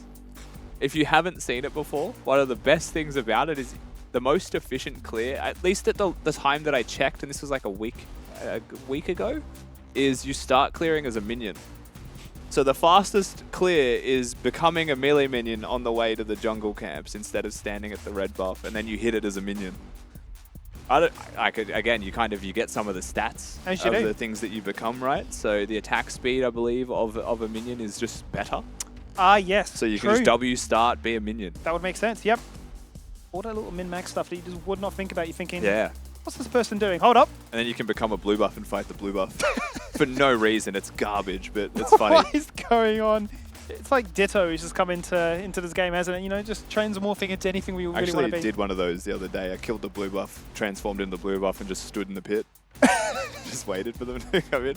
It worked. I'm a scarecrow. Oh, we got draft up. What's going to happen? So yeah, here are the drafts. This is what we were confirming before, right? So it's not been changed from draft to the champ select screen. This is exactly what we got. Rather delayed pause. Once again, apologies for that one, but it looks like... Almost delayed enough to bring the others Well, back. they were ready. Almost. Bums were on seats. Mouths were ready to start speaking. But we are ready to rock and roll and kickstart off another bit of action here in the LCO for a brand new season. Hands on over mouths, give me no talking allowed. We shush them. We're back in. We're on the Rift, game number 2. Thank you all so much for bearing with us through the pauses as well. As we get the kinks out of the way. Prepare to come into our second game. Very heavy magic top side for the Chiefs. Just quickly while we are looking at them, right? BioPanther and Kevy both going to be pretty much only in the magic damage front. That is Arctic Warfare, Gragas, I believe. If we're going to skin judge a man, I think that is one of the best skins, I'm not going to lie. Okay. Can't tell you the name of that Yasuo skin, because it looks like a chroma, and that's thrown me. We've already lost him. The trivia game has already failed. You just watched me get so set off by a zoom in on a skin that I was gone. You're like, I had a point, and I forgot the point, because we're talking about skins. Don't want to talk about it anymore. We're going to talk about the formation, really, I suppose, of anything, be it for Vertex. A lot more defensive this time around, right? We're not going to try and take any risks to make sure that a first blood could go alright. It's going to be forever starting top side. Yeah. Playing for the red buff, so we can path down to bottom. Yeah, red buff start. Nico also going to be starting the Raptors, of course. Incredible amount of work can be done by using that Pop Blossom. Take out the AoE on the camp. Does mean Leashless, however, is not going to be a minion to start that red buff either. Is able to keep the smite and look for a level 2 red buff. Pathing to bottom potentially here, Skimmy, as well by that Raptor start. If you wanted to make any kind of play as a red buff Nico, ganking a bottom lane certainly has some possibilities, though it did look like... Ooh. Nice hook, okay. Yeah, Rosie has spread the needle on that one once again, and Rays cops a bit of a beating for this one. Undeterred, Guardian comes in, so helps it just a fraction, but it wasn't returned, it wasn't retaliated. Abyssal Dive goes in just a fraction off. Too late. And Rosie, it seems like, was holding his hook. At any point there, it could have hooked Alidoric, but it might have invited a fight that he wasn't keen on. He was saving it to stop Rays from applying DPS. Zones him away. Wave's going to crash. Now, this does mean the Nico has nothing to do, so just go straight towards the top side. He's going to do the 6 camp clear. Forever, however, ever, is here. He is here. He's looking for a counter jungle. He's looking for a cheeky 1v1 as well. Question becomes now, who can be there to help him? Now, Bio's locked underneath this turret, but Kisei's pushed, so he can assist. The damage has gone on to Forever so far, so he's down to 50%. Tomasino is looking to try and keep Bio locked in this lane, and Forever might just pounce away to safety. And Kevy just dices him up, man. Footwork, fantastic. Alidoric in mid lane as well, going to apply so much damage to Chirp. While it's not a kill, that is impactful, and it does mean that Chiefs can push this next wave in, and Alidoric's here if you wanted to contest this blue buff one more time. Vision will spot the Nidalee, and would you believe it, they are collapsing. No surprises there. Forever's going to really find himself to the spot above it. It's a blue buff, but it's also 3 blue members ready to take you down. He jumps across the wall, inside a route, flash across the wall, flash to follow. Kisei here, slicing through wind to find himself a first blood. He's got a red buff and a really easy way now to return to mid lane. And I'll be completely honest with you, Skimmy, that was just not it from Forever. As a decision to be made, your top laner, yes, he's pushed the wave in, doesn't mean he's closer than a Gragas when it comes to assisting at the blue buff. You've just watched your mid laner get pushed out by the enemy support roam, and you still choose to go for that. Rosie was hiding though, biding his time, waiting for the moment, laying his CC beautifully. Clevy splashed across the wall, but Rosie has basically solid him. Chirp's now forced to try and jump over terrain. Forever's just returned. He might find himself dead again. 2 deaths in less than a minute. And it starts with him, and Vertex are just scrambling to try and find a way back. And really well done for Chirp to survive and be able to teleport back towards that mid lane. Well played from Rosie as well, right? To be able to secure the kill. Flashes in with confidence there. Attention was directed towards the Nidalee, so he is just able to walk away.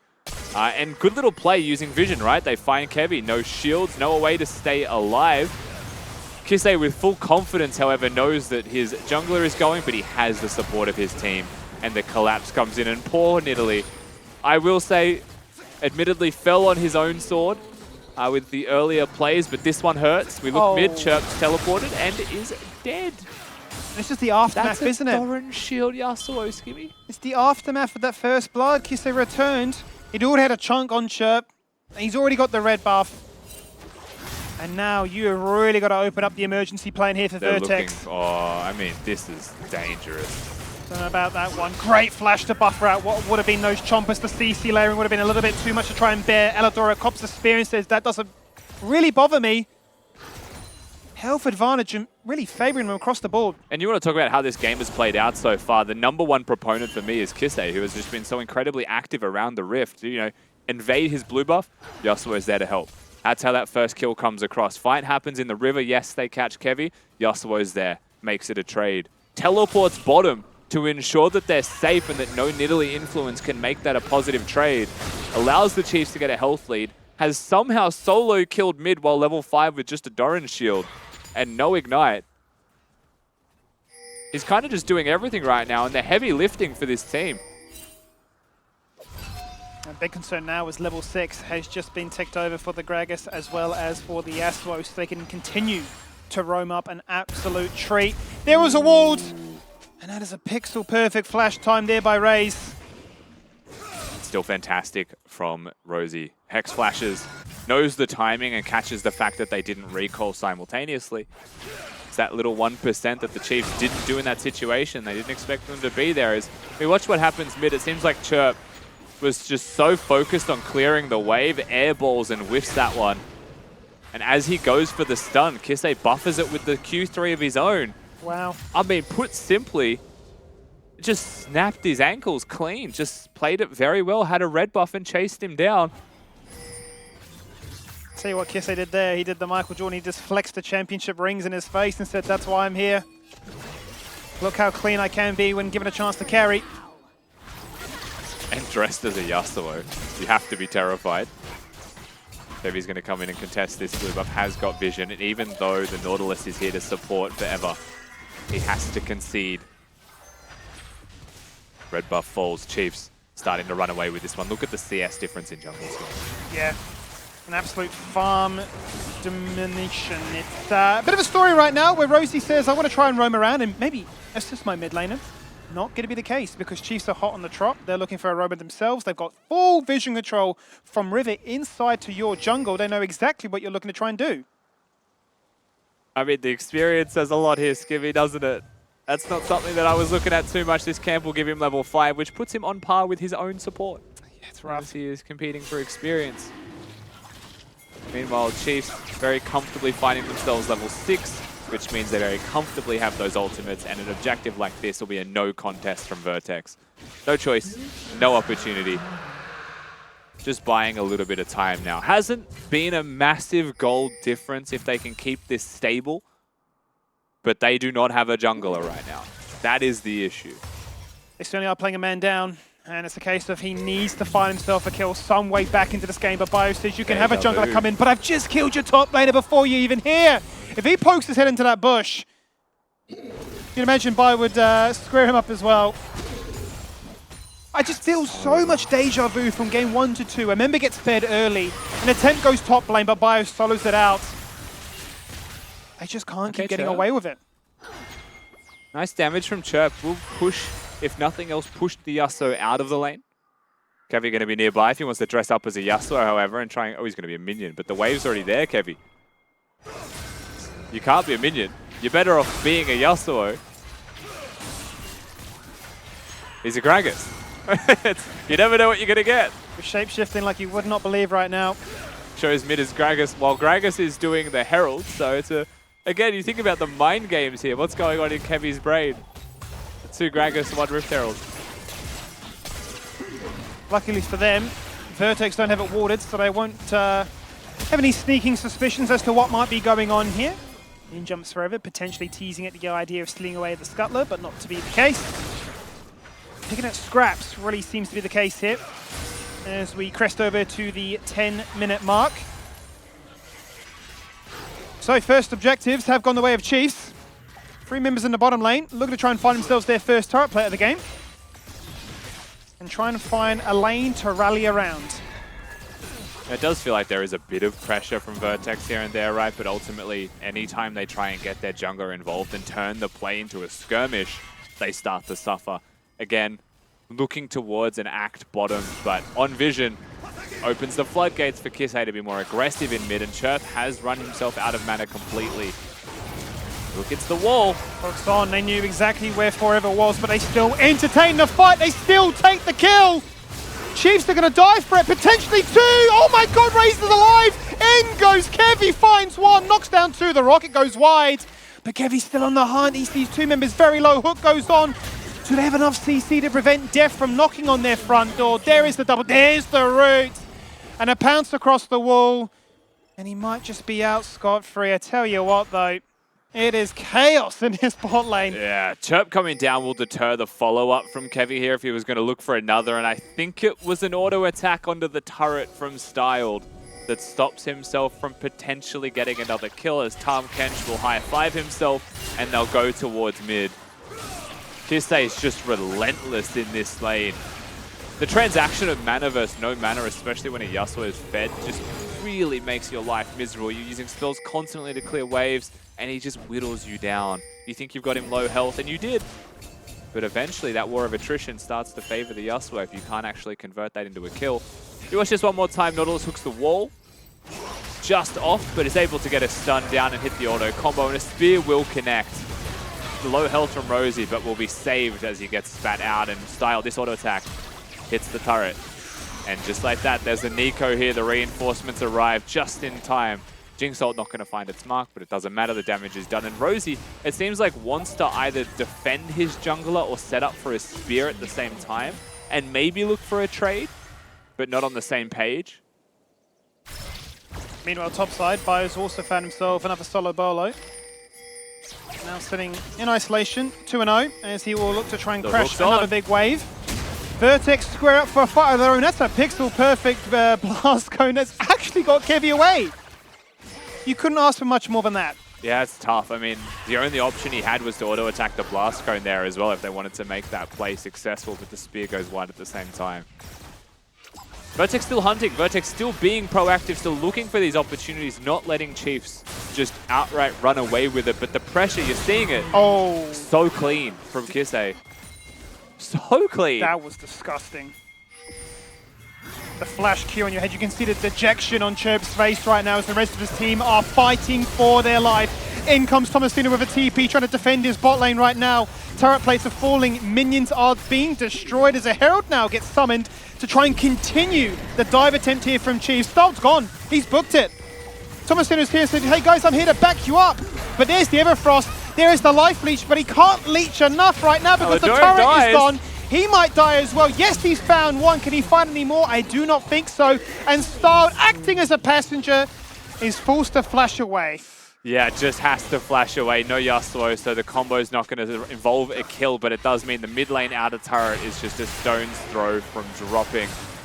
Chirp going to try and push him back, but all said and done, I don't think Kisei minds too much as he's just going to go for a health trade. Crazy little skirmish bottom skimmy. Outcome, I can't say is massively surprising, but well done from Tomasino to hit all of his Q procs to make that a trade in what could have been just a no-trade situation.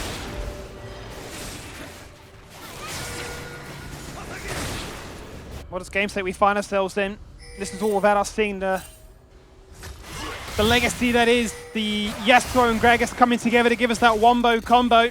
And that is the bot lane of Chiefs right now, squaring up against Chirp to give him now a different threat to try and contend with, and it is now going to be the dual-pronged attempt of two Gale Forces now. Yasuo and Jinx both ready to jump in your face. Tower destroyed in the mid lane. Fight continues as they hit the ultimate to trade out on their fronts, and he's actually going to be Eladoric that finds that kill after. Yeah, I'm not sure what happened with Chirp there, but that felt a little bit unnatural. Ultimately, does still get himself the kill, so the turret drops. They become a trade in that mid lane situation. Kisei is going to be taking top lane, however, and at the same time, bottom. I don't think Bio minds that he runs himself into two people that can't kill him. Just able to wander on out as the Graggy does. and you're watching Nidalee play a horror game. This is one of those situations where behind every corner is a jump scare, and it's a 50-50 on if it kills you. You're literally running in the jungle. Kevy's a plant. Kevy's a plant. Where hit is it. Yeah, hit the Scryer's Bloom, guys. Where's the Slender Man? Uh-oh, there he is! Ah, surprise! There's two members locked in place, dead! An explosion to your head at the same time as well. I mean, god damn. That's so funny It's to watch. just not fair. That's just so funny to watch. Very well done from the Chiefs. The Yasuo combo so nicely styled. Big trouble as well. He's knocked up and he's completely gone. Yeah, jumped in with the Abyssal Dive and they find what they're after. Churb answers back. And it is really that right now. Tomasino jumping on in. He's evolved himself, ready for carnage, ready for action. That beats his arch nemesis, and with the backup of Rays there as well, he doesn't want a piece of it. Has simply found the belly of a Gragas as Tomasino looks to flash forwards, I believe, in that situation. Meanwhile, doing his best Rays impression, Kisei is going to be pushing in that side lane by himself. Gale Force stun, working towards his second crit item as well. You watch this one more time. Kevy's the plant. No one thinks to attack the plant because they're busy. Kisei's distracting him. He's Gale Forced away. Surprise, it was me all along. Nasty stuff here from the Chiefs. Great combo. And then we look towards mid again, and what happens here? Jinx just hits the zap. And it's just that simple, right? The floodgates open. Yes, it's a trade. But they still found the carry they were after, and Elidor takes that trade all day. We're back. We are slowly back, and it is still Chiefs hunting for the kills. Super Mega Death Rocket doesn't connect, doesn't really matter because Rays was locked in place. Lining up that ultimate that he falls victim to a gank from two members who are now not going to be left alive. You take down one, we will play that ultimate blood price and make it a Dangerous. 1-for-1. TP coming in, Rosie flashing in, hook, punish, devour, Kevy turns around, ultimate, knock them up, there's a shield. It is old Nico back in effect right now, but can't find the one-shot. He's fighting for his life as he runs out into the river. And he did a ring around the Rosie, but the rest of his team were there to get that kill. Come back here, says BioPanther. And Chirp has nowhere left to go. There is our first ace of the series. Just an absolute clinic from the Chiefs. Every individual member is just mechanically there today.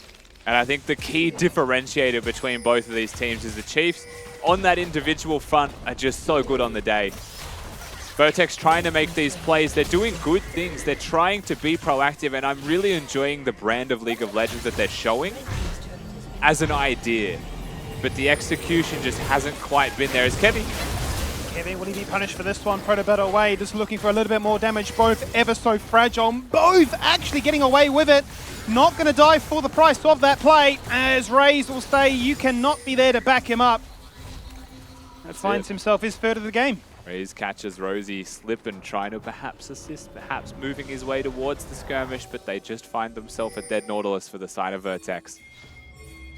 20-6 now is the kill scoreline. We watch this play one more time for Rays and see how he gets picked off. He's not looking. He is still not looking. He's definitely looking now. Hits the blast cone, but it was a too little too late situation. But surprise forever has been thrown into a Nico. And the biggest thing in this play that I want to highlight is Kevy's use of the E to lock them all down with the Tangle Barbs while stuck in the pit, because he also finds Styled here and somehow sets up perfectly for BioPanther to just come along and have the freest kill of his life while juking everyone to stay alive in the pit. Very nicely done from the jungler of the Chiefs. Really well played, as you say. Return to live, and it's a 4-1 split right now with top and mid being attacked.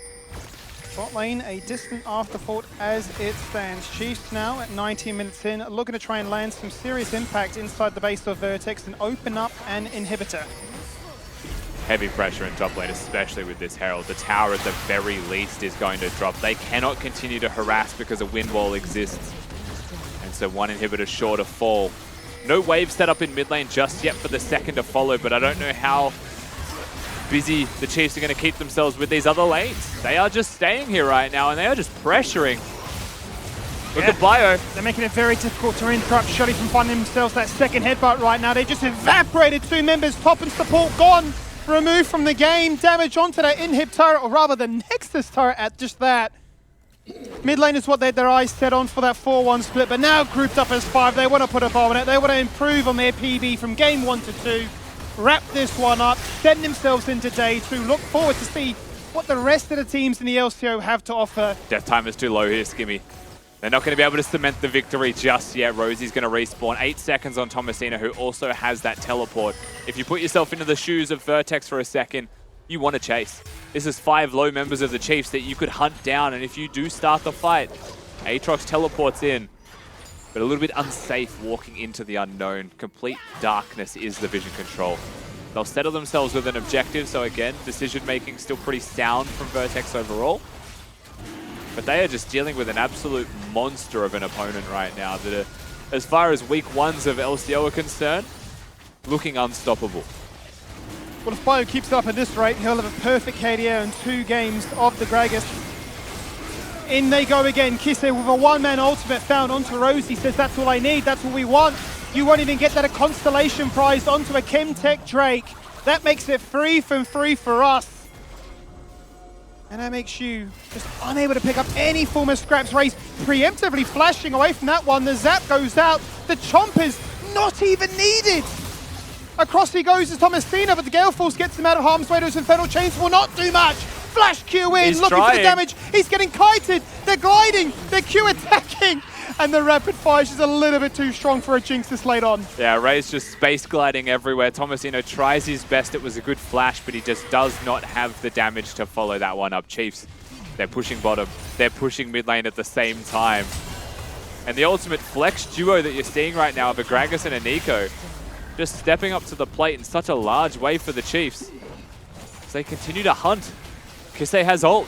Gragas now has angles. Kevy has got his flash as well as the Proto Belt there. Rocket Belt there. I don't think Vertex are able to go down without being engaged on. One Nexus turret between yourself and that defeat screen. They're all up, they're all here, they're ready to defend, and they need to find a miracle right now. Will Chiefs give them that miracle? Aladora goes in, does not want that one. Instant flash away. Nexus turret is gone. It is an exposed Nexus at just that. Forever now goes 1 and 6 as the rest of Chiefs just play with their food. They're picking them apart one by one, corralling them back into the fountain. That's where you should go. That's where you belong. Absolutely destroyed with the explosive cast. And this Gragas needs to be taken away because it was a little bit too clean on the day as Chiefs, the favourites, go 2-0. Yeah, no place is safe for Vertex in this best of 2 series. A very clean 2-0 for the Chiefs. They'll get themselves their first bonus points and our first best of 2. And I don't even think there was a single second it looked like they were losing in this game. I think, again, we can credit Vertex for being proactive, for looking for angles and looking for opportunities and trying to find their moments. But at every step they took, there was just a Chief waiting. And the Chief had a better move every single time. Yeah, I mean, we did a lot of talking about Chiefs and obviously singing their praises. I'm so excited. I feel like my voice is already going. I'm being that far out of this. Yeah, but it is. It kind of is. I was like, Skippy, you okay? I'm so happy to be back doing this. But at the same time, I think we need to obviously talk, as Rusty already mentioned, right, about Vertex. You know, up against the absolute heavy hitters that are the Chiefs, the back-to-back champions. Yep. And they showed us that there is an initiative. There is a degree of confidence behind the plays they're trying to make. There is that, you know, there's that not that voice in the back of your mind saying, oh, I'm not sure, I'm not too sure, right? So I'm really proud to see really how they came out in day one, and, you know, it can only grow from here. They didn't look lost on the map. I think is more the message we're trying to send across. Like, I think there have been teams in the past in LCO that when they're down in this sort of space that they're like, okay, where do we go? What do we really do? How do we make moves? And Vertex have had those shining moments in Game 1 and Game 2 tally. Yeah. I think that it's really important that even when you're losing, you're still trying your best to be proactive on the map. And, like, it's just unfortunate that Chiefs are really good at shutting you down when they're ahead. I think that they're still, the fact that they're still looking for plays and still trying to be proactive is a good sign. And I think it's a good thing to verse such a good team so early on because you can learn a lot of the mistakes you might have not known about if you were to verse a worse team. So I think that they could take away a lot of learning points from this and become a better team. Yeah, I think for me, I don't know about you in this situation, Tally, but a lot of it for me was around how junglers worked with their teams and the difference that that seemed to make, where like Forever very clearly was playing for himself, and then this was his wake-up call game. Yeah. Because surprise, it's a competitive game, and you invade, there is 3 people very quickly. Yeah, we saw the same thing again this game with Aldor just wandering up and helping with another invade, and fortunately he's just left 1v2 in the jungle. Yeah. Let's keep talking about junglers because Jungle Nico, okay? Yeah. We know that it's not like out of the realm of possibilities at all. It's not this crazy, wacky new tech by any means, but let's talk about how it worked here, the item builds, and if you think that it could potentially be a mainstay in LCO. I think that this is probably one of the better flexes in the game right now, and I think that Kevy is really comfortable on the AP champions in the jungle. Like, his Diana and Evelyn were very, very good back in the day. True. I think that like Chiefs have really good AD solo lane options as well, so like this is a pretty good pick for Chiefs to take first, and I'll probably see a team starting to ban against them. Here's the thing as well with this Chiefs composition, right? The second Yasuo gets locked in, I get worried for drafting against the Chiefs ever. Because this, to me, shows that Gragas not only can be a top laner, you know Gragas can be a jungler. Gragas is currently being picked in mid lane, and if Yasuo exists, you know Rays likes to play the Yasuo potentially, now Gragas is also a support. And so if they get Gragas at any point, you just don't know how to draft against the Chiefs. Like that, I think, is now, we're 2 games in, that's just a reality. And if Nico's being flexed as well, you can't give them both. So this is 2 games in a row where I think they've been given kind of what I would say is the Chiefs' Exodia for the current moment until those get taken away. Even though you're supposed to be having the counter picks on the side of Vertex by picking red side, it's just like, we don't know where this flex is. Are we actually able to give us the champion matchups that we want? The ones that are going to be able to give us the lane pressure that the red side should have. Yeah. I just think it's really scary that the fact that Chiefs have just shown like 2 must-ban, I would say, champions. And then if you ban these champions in the Draven and Yasuo, that you're leaving up Cassante, Zeri, Emilio, like, it's honestly a huge debut for Split 2, the fact that like teams now have to start thinking about these champions while incorporating the OPs into the game as well. Well, speaking of debuts, obviously Split 2, this is the new Chiefs roster showing up, and the newest addition is Kevy. He's going to be joining us. Kevy, congratulations. I want to ask, like, how's it feel back in LCO after your stint in NA?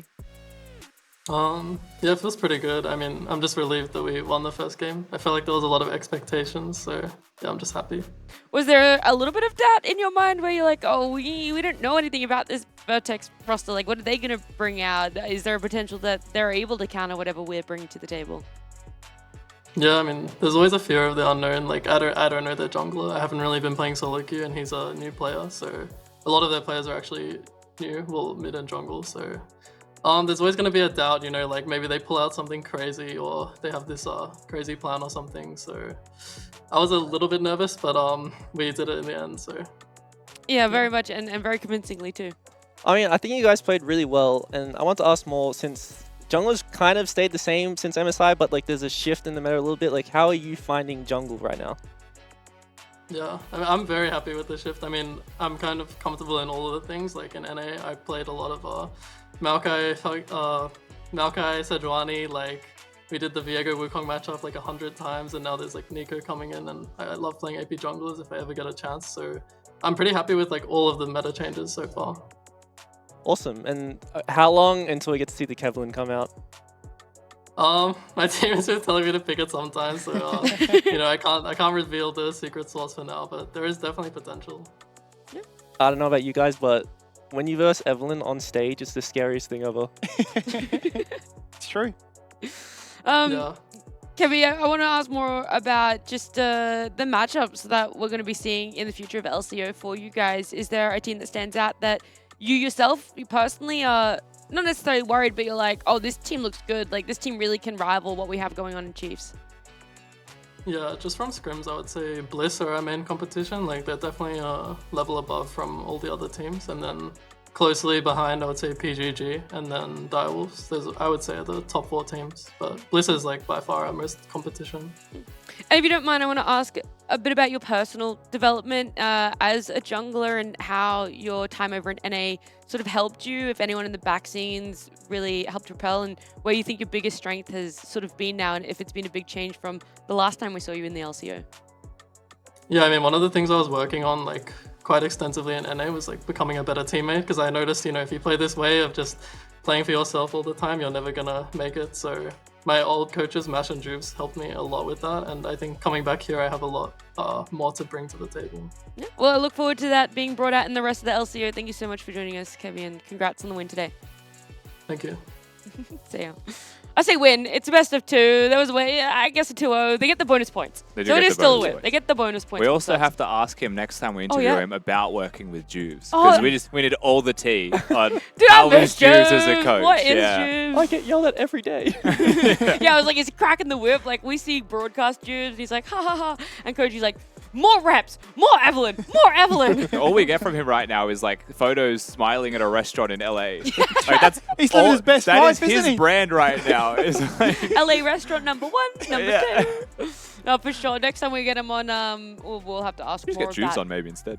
Oh, you reckon? We talk about Kevy with Juves. Yeah, I could Do the warm reverse. up, warm up. Dare MVP. It's like parent-teacher interviews. How's your son, Dean? How's Kevy doing? Here's his report card. He's got an A+ in teamwork. You're locked in, there you go. B- in Maokai gameplay, but we're working on it. A+ for teammates. Yes, MVP. Dare MVP. Bye, Panther. Bio Bio. Panther. I think Wow. But like That wasn't even- Kisei low-key did earn it in game 2. Yeah. But You this know? is 2 games. Now you got to spread it. Yeah. You know, But we're Bio not doing didn't die game in by either game. game. Did He didn't Kisei? die in either game, I'm Did pretty sure. Kisei? Oh, I don't think I did. I don't think Kisei died. You can't use that argument. Sorry, Skims. Yeah. but Bio Bio- Panther 1v2 twice. but Bio is... Rigged! Nah, he didn't die. He didn't die. 19-0-11. You can't argue with that one too much. Look, they're both so tall and handsome. They're both so good at the video game. Only one of them is famous on TikTok. That's true. And that's Kisei, and that's why he's TikTok our MVP. It's a fan vote after all. Man's got the fans. No, Kisei played incredibly well, Yeah. I think suffice to say. We're talking about 1% between Bio and Kisei as to who should be the MVP. Yeah. You literally could have flipped a coin, and Yeah. I think you would very much be like, okay, both of them deserve it for Yeah, fair enough. playing absolutely insane in their lanes, being able to play more as that team. And that was, I think, what was really interesting with the Kevy interview. I wonder if that's something like Chiefs have been working on in their 2 weeks, that they've been scrimming a lot leading up to the LCO. Yeah, I think that it's really cool to see the amount of teamwork they've shown in the first game of Split 2. And normally teams have to like come back, get rid of the rust, and like you're normally winning through like lanes being really snowbally, but the fact that we're winning playing like a team is like a really good sign. Yeah. This was only our first best of 2. We do have 2 new teams, Team Bliss and Direwolves, coming up for their best of 2 after this break. Oh, hit it. Yeah, hit the skies, Bloom guys. Where's the Slender Man? Uh-oh, there he is! Ah, surprise! There's 2 members locked in place, dead! An explosion to your head at the same time as well. I mean, god damn. So funny.